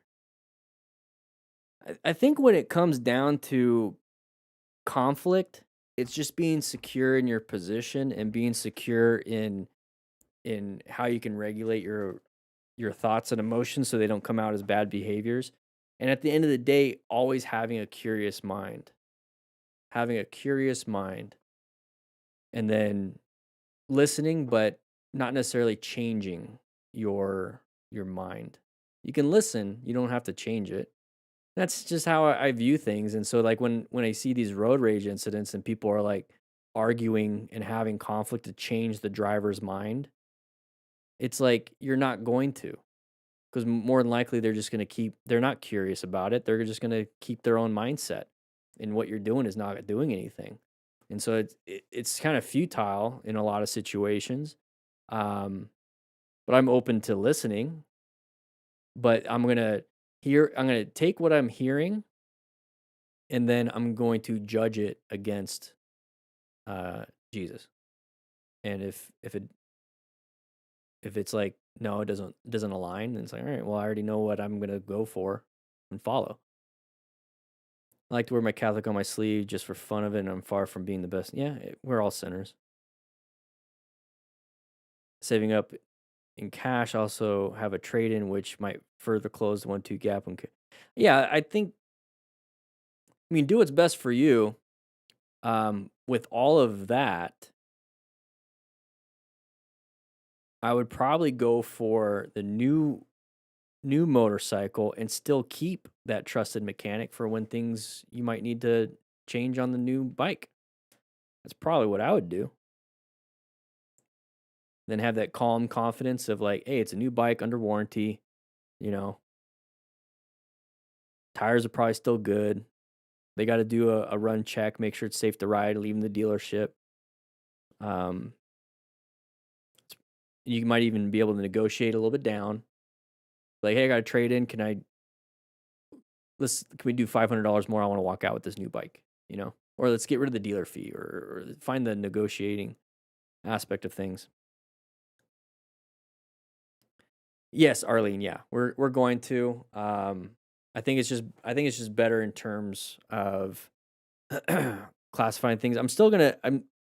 I found the middle ground on doing everything on school first, and then it just gets released everywhere too. Like, I was really struggling with, like, this information is so important for everybody. Why have it behind a paywall type thing? But I think I need to treat it more like a Patreon, where you guys see it way ahead of everybody else. But still, everyone gets to see it at some point.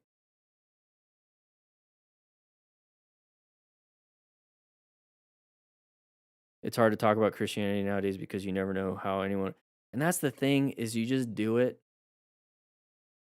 You just do it.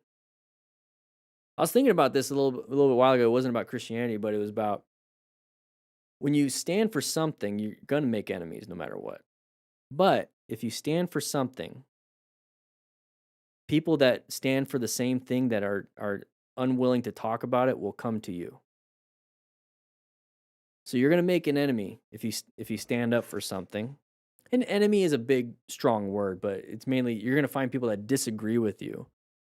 But you're going to find a lot of people that will agree with you. So you're kind of shaping your circle in life when you actually say and do something. And the thing is, you stick with it. You're open to some changes, but you stick with basically having a spine on it.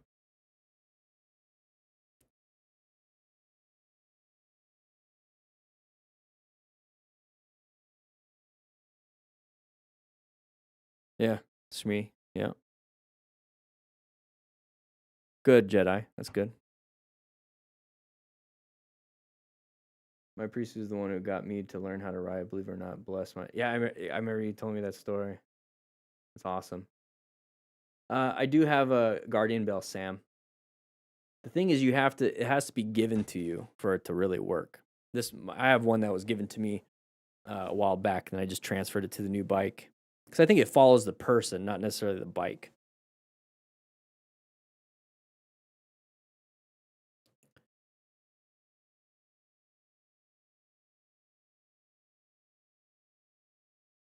Yeah, I've been moving more towards lowercase o, Orthodox Christian.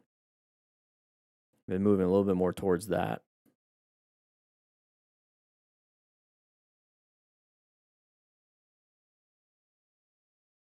Yeah, I mean, like that's a weird take for... I get why some people do that. Shmee, but it's not effective. Hey Dan, I took the MSF course a couple months ago and I'm still in the process of getting a bike. Do you offer personal instruction? I live in Arizona. I don't. I would like to, but there's like this liability thing. What part of Arizona do you live?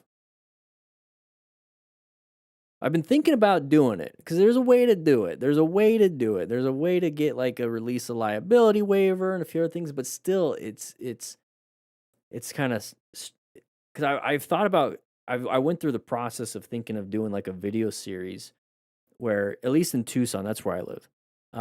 Maybe doing like the Meetup app or whatever, and like, hey, willing to learn how to ride a motorcycle. I'll meet you where you're at with your motorcycle. You're gonna have to sign on the release of liability. I'm gonna film it, and then I'll do a video series, basically going over this book, and it'd be like quick. I'd get somebody basically learning how to ride in like an hour and a half. But then I just kind of got into this like, oh man, there's so much like legal stuff involved in that. I was told I was going to hell because I listened to a punk rock and wore pants. Oh my gosh. No, I don't believe in that.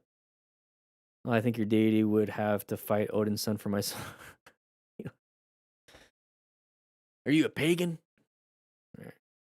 Yeah, I'm kind of a sponge for obscure knowledge, and I consider Jews kind of my people as a goy, thinkers, humanists, philosophers, liberals, leftists, my mindset. Cool. Hey, Horovac, thank you for chatting in here. Okay, I do want you to know, I don't think negatively of you or anyone that here that has a different of opinion of me. I do value you being in the chat. I do value you stirring a few things here and there. Just like you said, or like everyone else is saying, it's like it's an opportunity to learn. So thank you for being here, Horovac.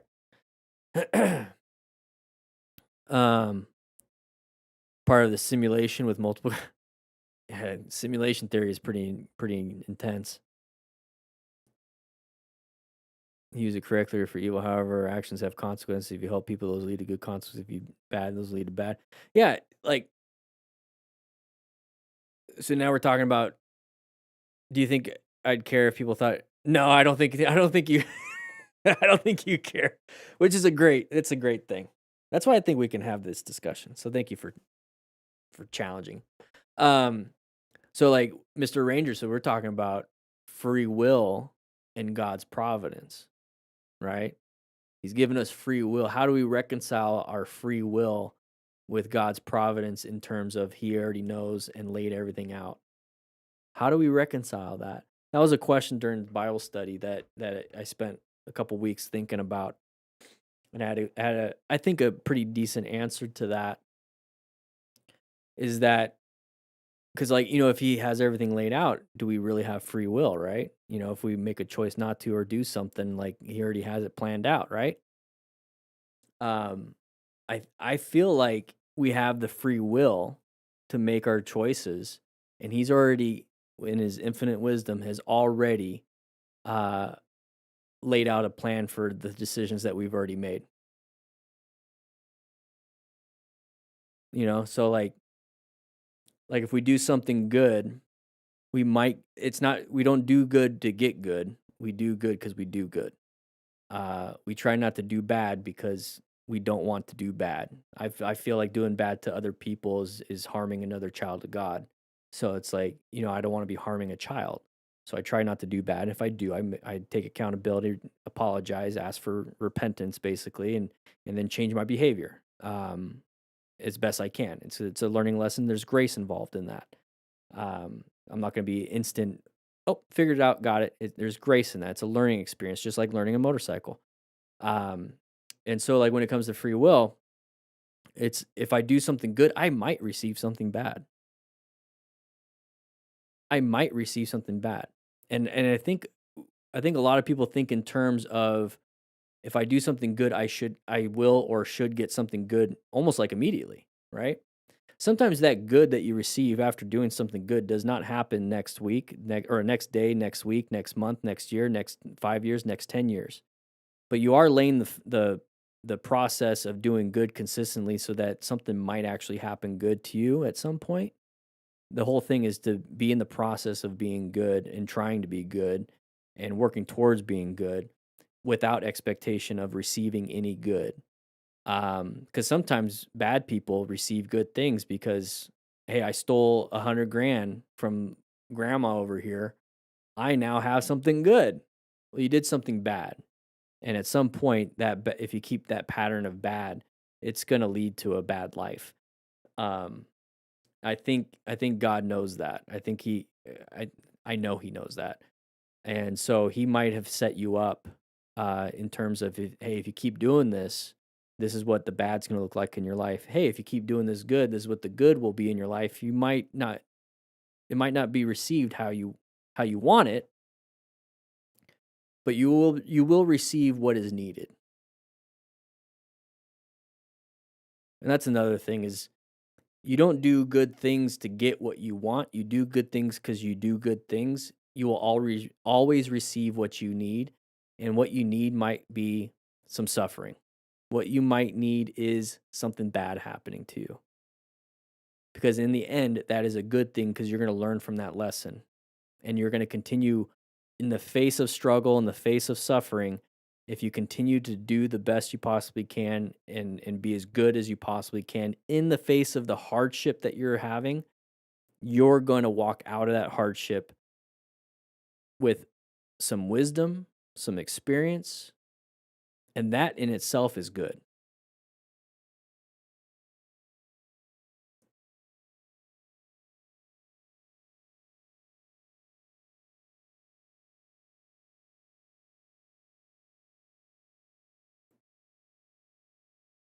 And that's what the after action reviews we do here also.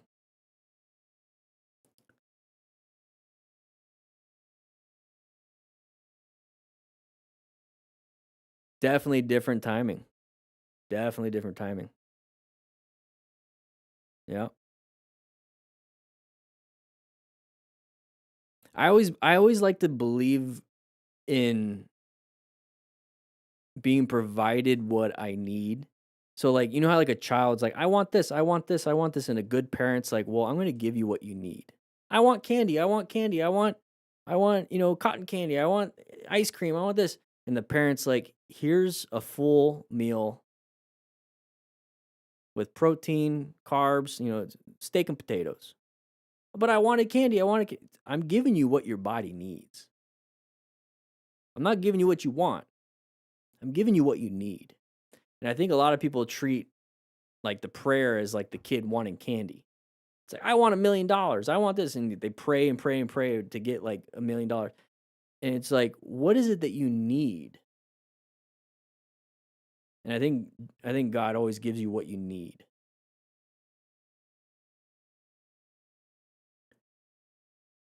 Like I want a lot, but for some reason I've always been given what I need.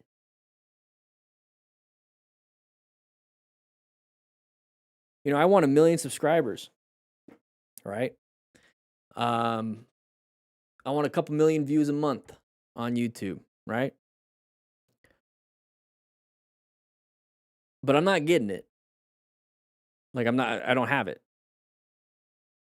But I'm receiving what I need in terms of I must show up every single day. I must increase and produce better and better content. I must develop good curriculum.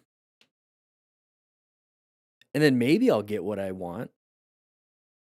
But I'm getting what I need. I'm getting the drive and the motivation and good conversations with you guys. I'm getting what I need. And then maybe at some point I can get what I want. But at the end of the day, I'm enjoying the process of this hard work. And I think exactly, Fiona. I think it's even kind of, for some reason it's a little difficult to even like talk like this because my voice is going out too. It's a little difficult to talk like this because I'm not used to talking about this on this channel. But this is a big driver behind the scenes. Yeah, Jesus the Father is the absolute best father ever. And so just like a little kid's like, why do I have to eat the steak and potatoes? I want candy. I don't understand. The father doesn't have to say anything. He just like, here, eat this. You need to eat this. It's like, you don't have to understand. You need to eat this. And we all know from the outside looking in that situation, it's like, that's what's best for the kid. We don't know what's best for us. We need to just listen. That's how I view it. It's like I don't know what's best for me. Like I know what values I need to work towards and things like that. So it's like, thankful for scripture and that kind of stuff to kind of give me a path to start walking towards, but I don't know what I need on that journey to get there. And so I just listen, and I'm constantly provided. It's like, oh, around the next bend, I'm walking around, like walking on the path, and I'm like, I'm getting tired, I'm getting thirsty, and all of a sudden I turn the path, and it's like, oh, there's a bed and breakfast. I didn't know that.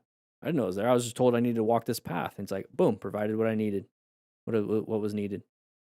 And it's like, that's how I kind of view a lot of these things. It's like I might be struggling I was struggling last year around this time and frustrated, and I just knew what I needed to do, not what I wanted to do. And I started doing what I needed to do, and I'm in a much better spot this year than last year.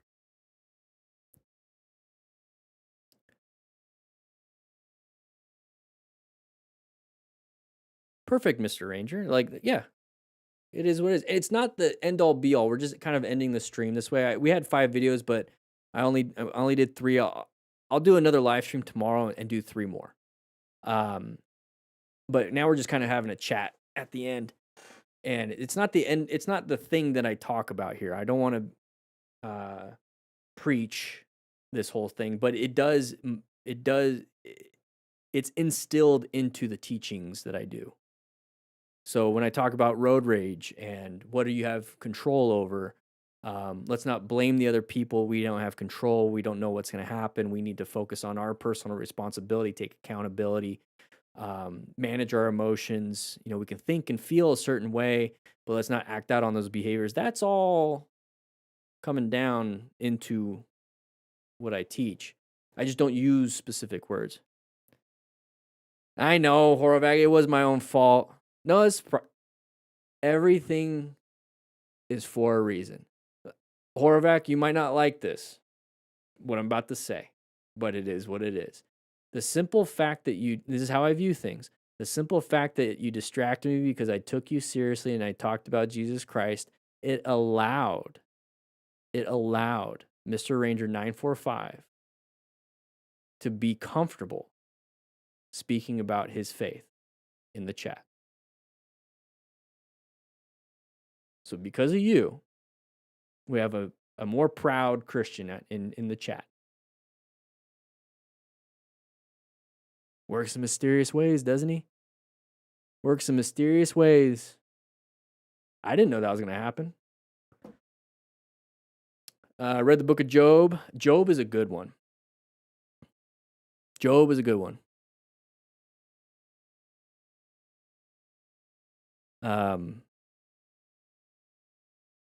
Yeah, I like the book of Job. There was another one. Not Job. Job is a good one. That's about suffering and keeping the faith. What was the other one? It's not Joseph. Gosh, there's so many Josephs in the Bible. I need to work more on the scripture part. Oh, Fiona. I got surgery 2 weeks ago. I was told I was clear. Nice. I knew I wasn't in control, but this taught me and I had my own cancer scare, and I had that same feeling. Like all of a sudden I was like, oh, you get a whole new outlook on life. It reorients what is important to you.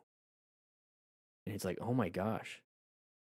Can't believe I used to care and want these other things. Not anymore. Try to maintain that. If that's how you feel, Fiona, I don't know if it is, but that's how I felt. But like it can slowly go back to the old way of thinking. And it's a constant practice now to stop and smell the roses, to find beauty in a lizard crossing the sidewalk, to find beauty in my body can do these things still. Like do the Spartan races. It's like I'm so thankful for the simple food that I eat. This good meal. Oh my gosh, this is amazing. Because it used to be I used to take it for granted. until I had that scare.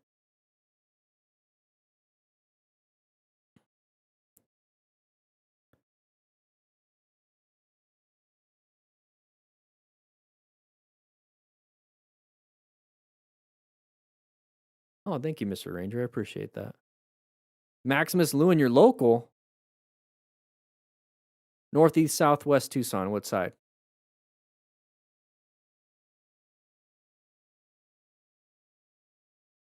You have Intersant. That's a good song. That's a good song. Seeing like that's the thing is like, look at the chat. Look at the chat. We're all here specifically though for motorcycle riding, right?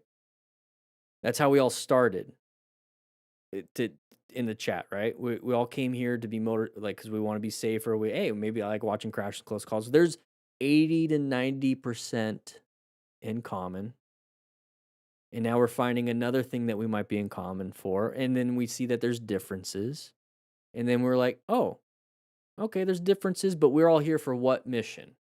Is to make it home alive after riding a motorcycle. That's really what it is. So that we can have these chats, so we can all hang. You know how cool, how great it would be to be like. Imagine, let's imagine. I think I still have it. Where is it at? There we go. Let's see.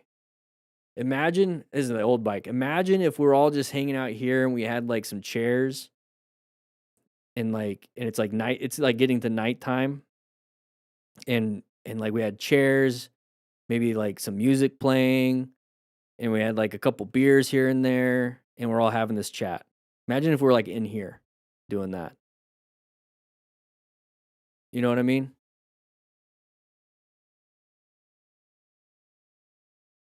That'd be pretty cool, right? It's just fellowship. We're having fellowship here. I grew up in Marana. I've seen an actual, oh geez, yeah, Marana. Straight up duel? Where are you at now, Duranarana?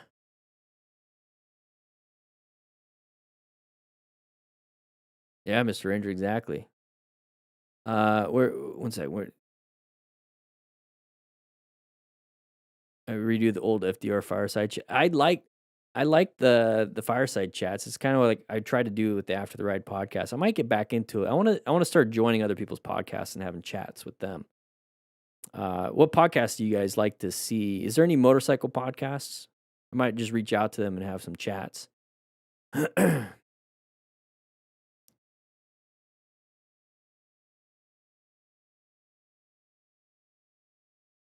Let's see.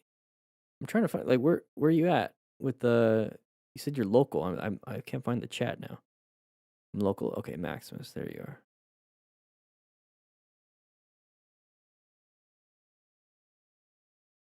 Are you still in the chat, Maximus? I'm local. That's right. Are you northeast, southwest Tucson? What kind of part?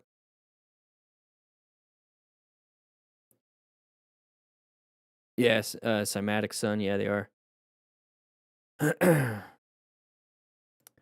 Yeah, I mean, it'd be interesting.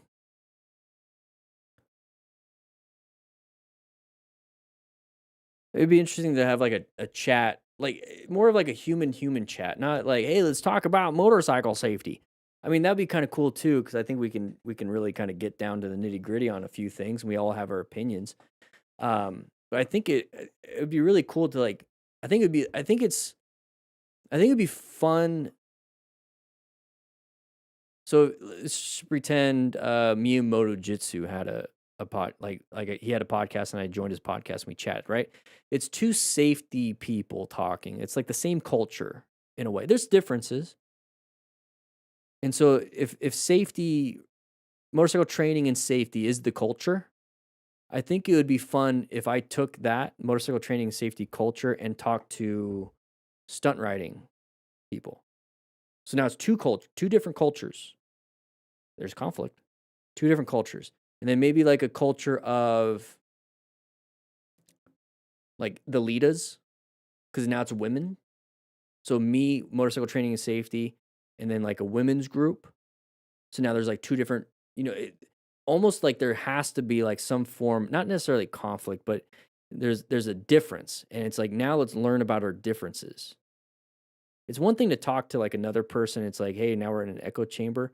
And then it's like, let's talk about our differences and how we can learn about those differences. I think that's the direction I would like to go. You know what I mean? You're a part. There's a group here. There's a chapter in Tucson. Galitas. That might be a good start.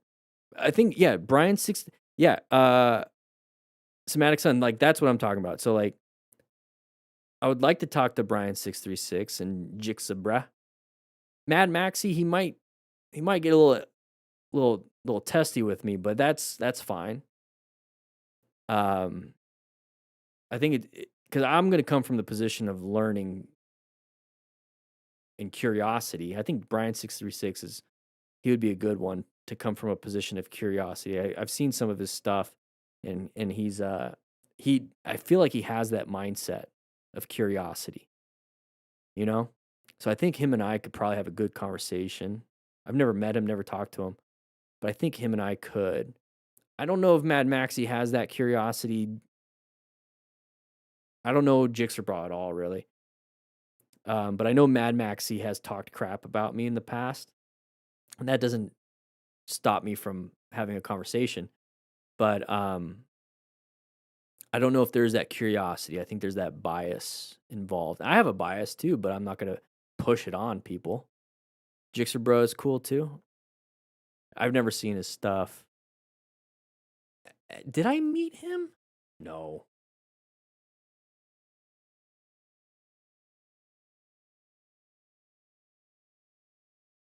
I don't think I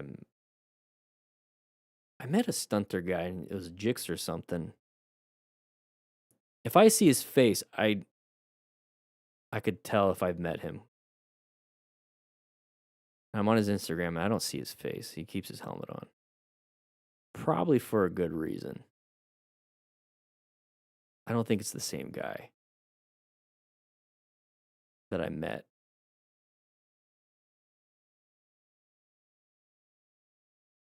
I don't think it's the same guy.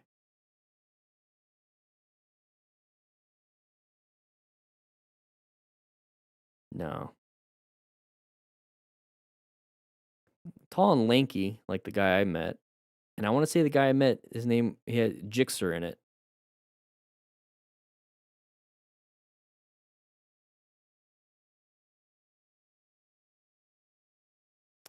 I don't think so. I can't find his face. He's not putting his face up. My other channel is the Ducati Douche. I'm like Jixer Bra, but cool. Local Dallas boy.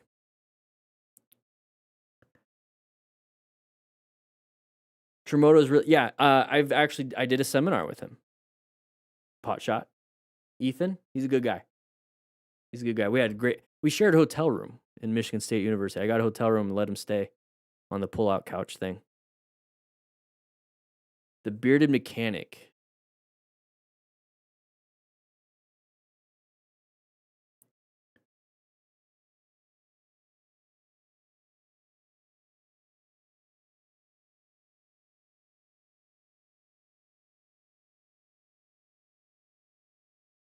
He'd be interesting to talk to. Because he's coming from a different perspective on motorcycles than I am. He's got a lot of subscribers. I am subscribed to him. How come I don't see his... YouTube does that. I don't see his stuff. I've been subscribed to him.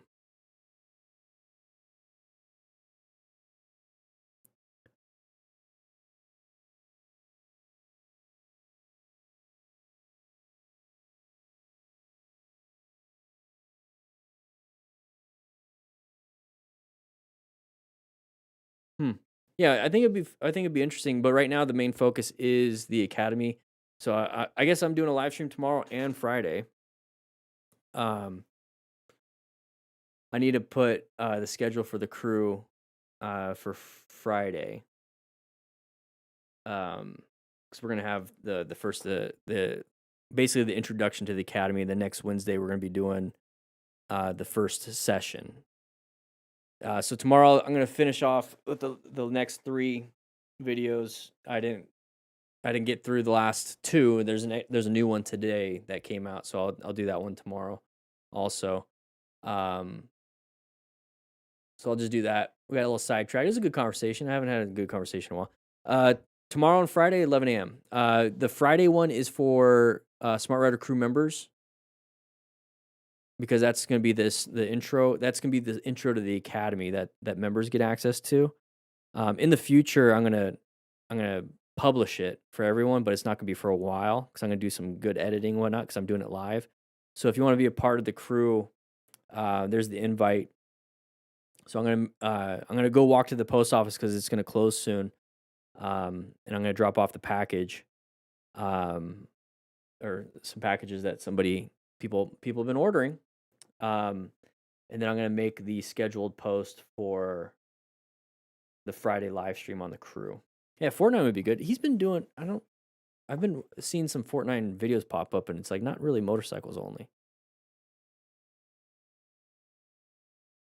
Is that like a new thing? Oh, Fiona, that sucks. Anytime I've ever flown, Dallas is the one that it's been like a layover or a delayed flight. Spite would be good. Yeah, I think. So like if I'm motorcycle safety and training, talking to motorcycle mechanic, motorcycle safety and training, talking to motorcycle stunter, motorcycle safety and training, talking to like a women's only group like Lita's, because it's different, right? It's like, I guess mission talking to another mission. Does that make sense? Because if it's like motorcycle safety and training mission talks to another motorcycle safety and training mission, it's just kind of like we're all agreeing with each other. Not necessarily agreeing, but it's like it's not.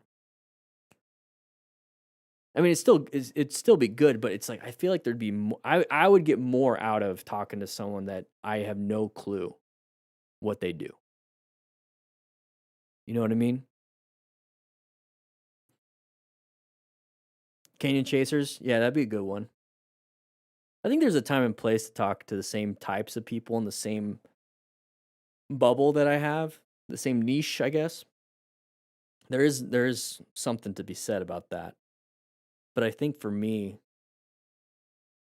I would enjoy more of chatting with a different thing that I can learn, like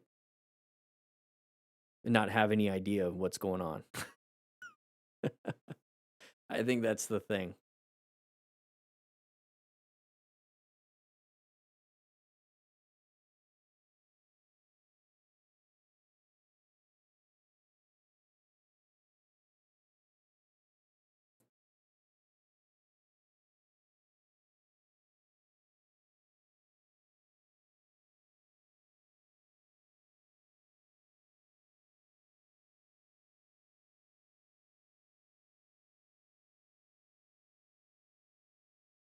I don't know, but I'm gonna get going.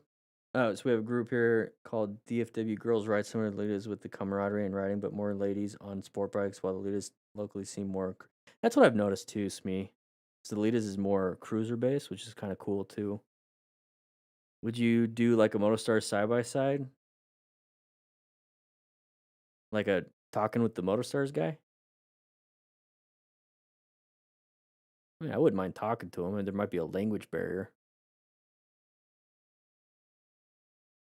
I don't know, but I gotta get going. I'm gonna edit these videos, and we're gonna do a live stream tomorrow, same time, 11 a.m. Mountain Standard Time. Just do 3 more videos, and then Friday I got the live stream with the crew to start the academy, just get everyone up to speed, like what we're doing, how to do it. And then next Tuesday, I'll be on live stream again, but the next Wednesday is the start of the academy. So if you want to be a part of the academy and go through all the Smart Rider training system that I have currently right now, all 3 books, we're going to get it done in 8 weeks, about an hour or 2 a week. And we're just going to meet up and chat and go over the curriculum. I'm going to show everything, do everything. I think it'll be good. It's a first start. We're going to see how it goes. And obviously the first go around is never going to be the prettiest. First time learning friction zone, you weren't pretty doing it. So if you guys want to give me feedback and help during the process, I'm going to try to make it as interactive as possible with the chat, do all that stuff, because it's going to be like a class. And then hopefully by the second, third, fourth, fifth time I do it, it's great. It's good. So going into the process knowing that, I'm not too concerned of it being perfect. I just want to do a good job, really. But with that said, I'll be seeing you guys later.